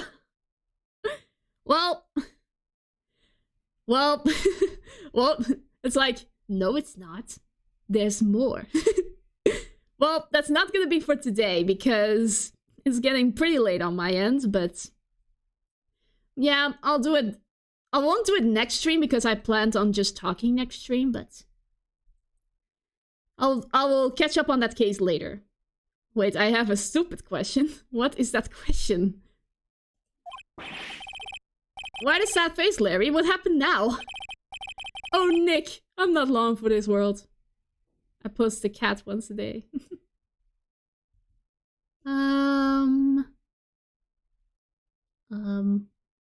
What was his girlfriend's name again? She broke up with him, didn't she? You don't look sick. It's Kianse. She's going to live in Paris. Paris, Nick. She's leaving me behind. I should have seen that one coming. Yo, Edgy, there you are. Yes, here I am. Congrats, Edgy. Here, a little gift for me in celebration. Celebration? That's unusual for you. Harry Butts, you come along tonight too. My treat, pal. Huh? Thanks. Looking forward to it. Yo, Nick. That's the suit that questioned me. When he says treat, that's not police talk for prison food, right? Right?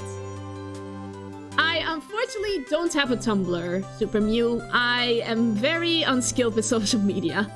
It's a miracle I already post on Twitch. Yeah, it's sad. I know. Maybe one day I'll make one, but nah. I barely struggle with my anxiety to post something on Twitter. Yeah. But hey, one day I'll post something on Twitter. At least. When he says treat, that's not police talk for prison food, right? I think you'll be fine, Larry. Right.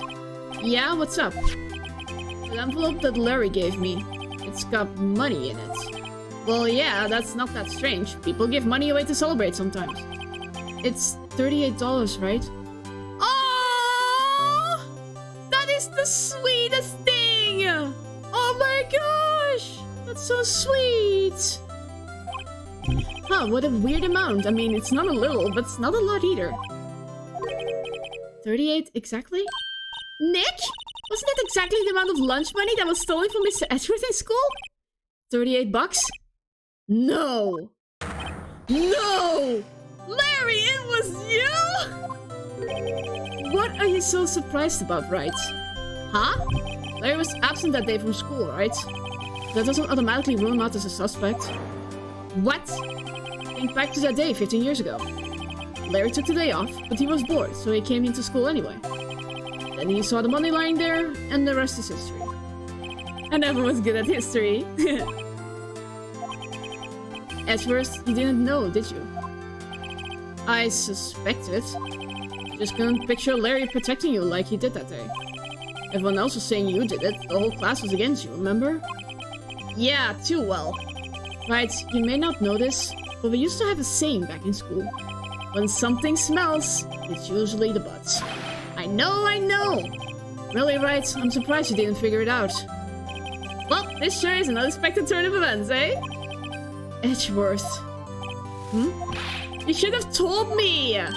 No, Nick. It was 15 years ago. Don't you think the statute of limitations has run out, Mr. Edgeworth? I'd say so, yes. There you have it. Where does that leave me? I became a defense attorney because of what you two did! Well, you have always been something of an insufferable emotionalist. Yeah, and you get worked up too easily, too. Death!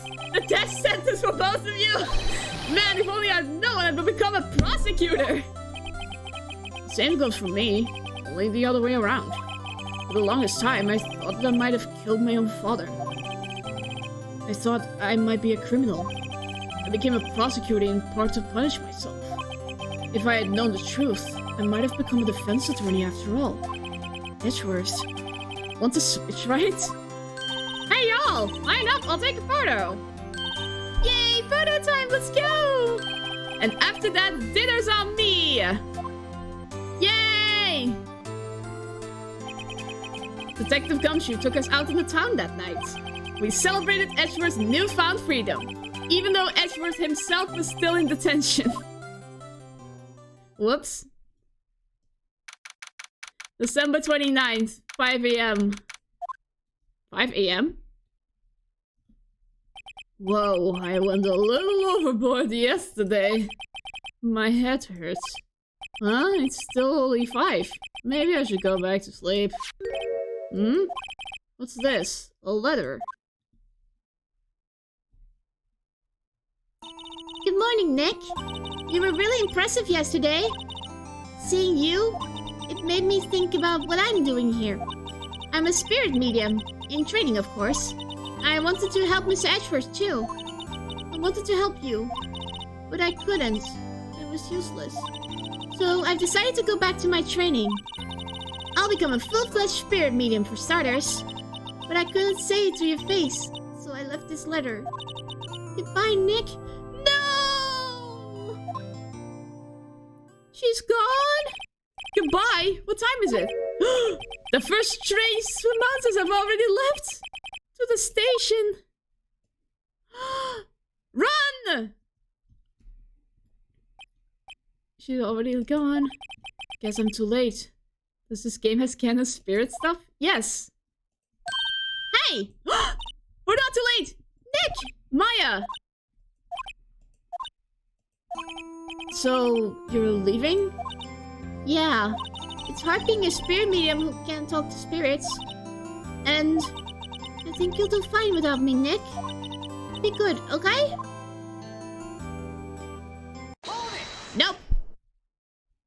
Wait! What? I never could have saved Edgeworth without your help. Huh? Yeah, yo. On the last day of the trial, I heard her. I heard Mia's voice. You heard my sister? Yes, only her voice, but still. It was at the very end when I thought we'd lost everything. Well, that's my sister for you. Detective Gumshoe helped, Mr. Grossberg, and even Larry. I'm the only one who couldn't help. It was useless, Nick.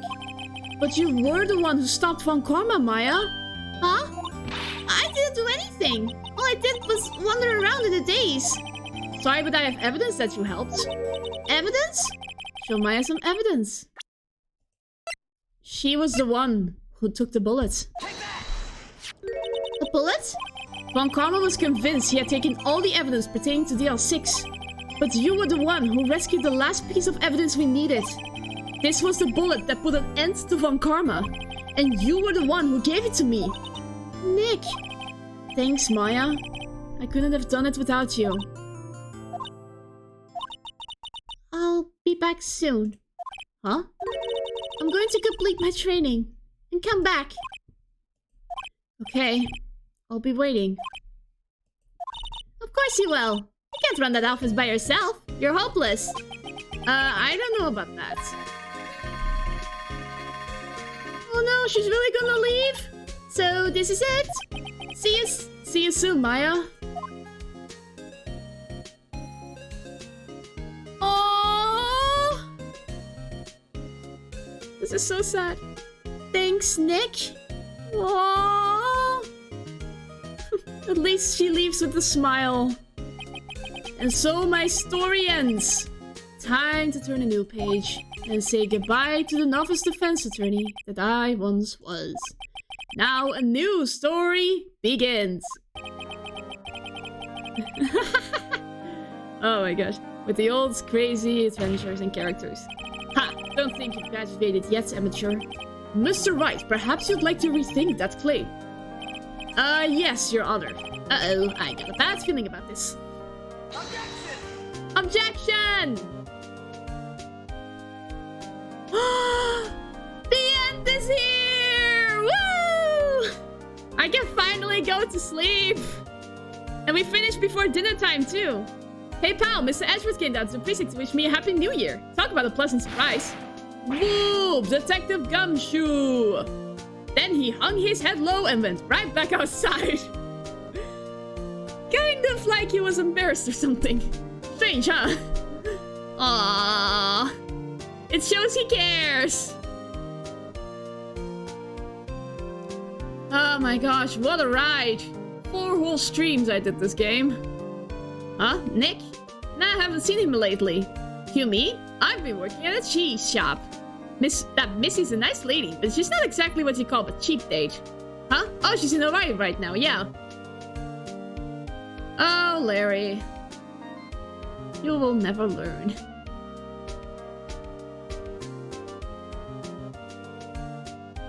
Oh, hello. Who, right? Yeah, I remember him. I hear he's been busy lately. You know, not to ring my own bell, but I sort of taught him everything he knows. I'm sure he's grateful. I'm sure. If we even still remembered you.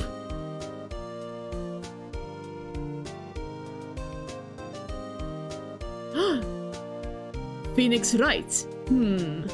Ah, the defense attorney for whom I wrote that affidavit for, yes. Oh, you should know, I've taken over management of the Gatewater Hotel recently.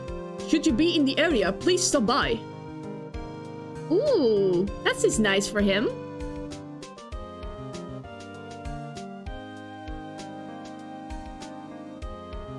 Roseburg, hello! Oh, it's you! Phoenix Wright. Ah yes, Mia's understudy, was he not? I wonder how he's doing. Hasn't seen him of late. Ah, the days of my youth. Like the scent of fresh lemon, you see.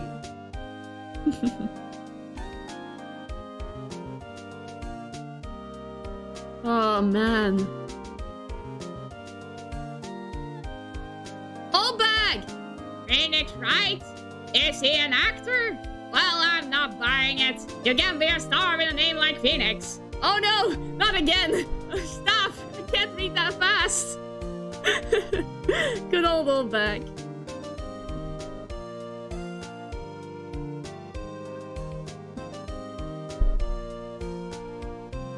I'm pleased to announce that Pink Princess is a hit. I sure owe that Mr. Wright a great deal. Oh, and I'm keeping my face out of the public eye till the show's over. I wouldn't want to ruin any kids' dreams, you know? Yeah, I know.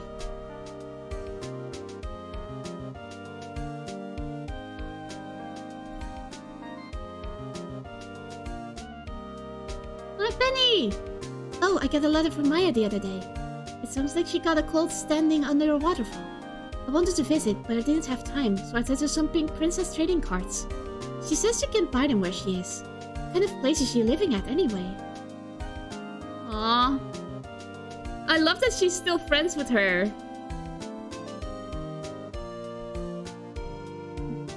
Goody! Right? Who's that? You wanna talk? Let's Pink Princess. Let's talk Pink Princess, alright? But, you know, I snuck into the studio the other day. And I saw her, the one inside the Pink Princess suit. What a dog. It was kind of a shock for a boy of my tender age. Yes. Never meet your heroes, kids.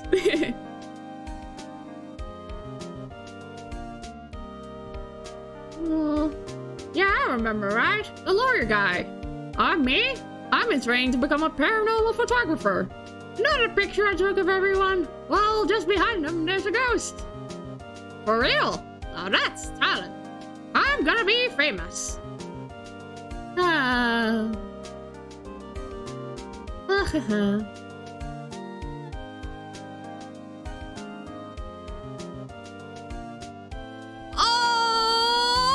my gosh, there was a ghost in the picture! Victory! Oh, that was so cute!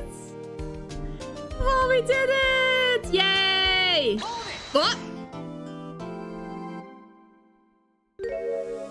Oh my god. Well...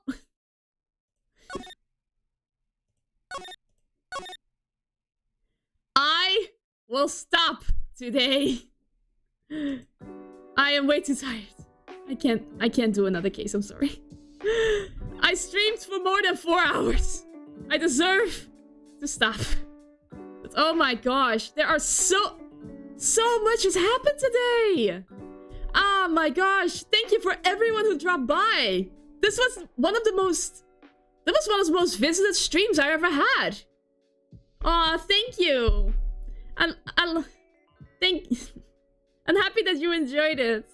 I really did try to make it entertaining. Oh my gosh. I'm over 20 followers, guys! Oh, I'm on my way. I'm growing more steadily than I ever will be. Yeah. Next time, I will be streaming next Sunday instead of Friday, because normally I stream every Sunday, but due to IRL, can I show my whole model? I can try. Right here. Ta-da! I don't have cute poses or something like that, but this is what my whole look looks like. Ta-da! Yeah.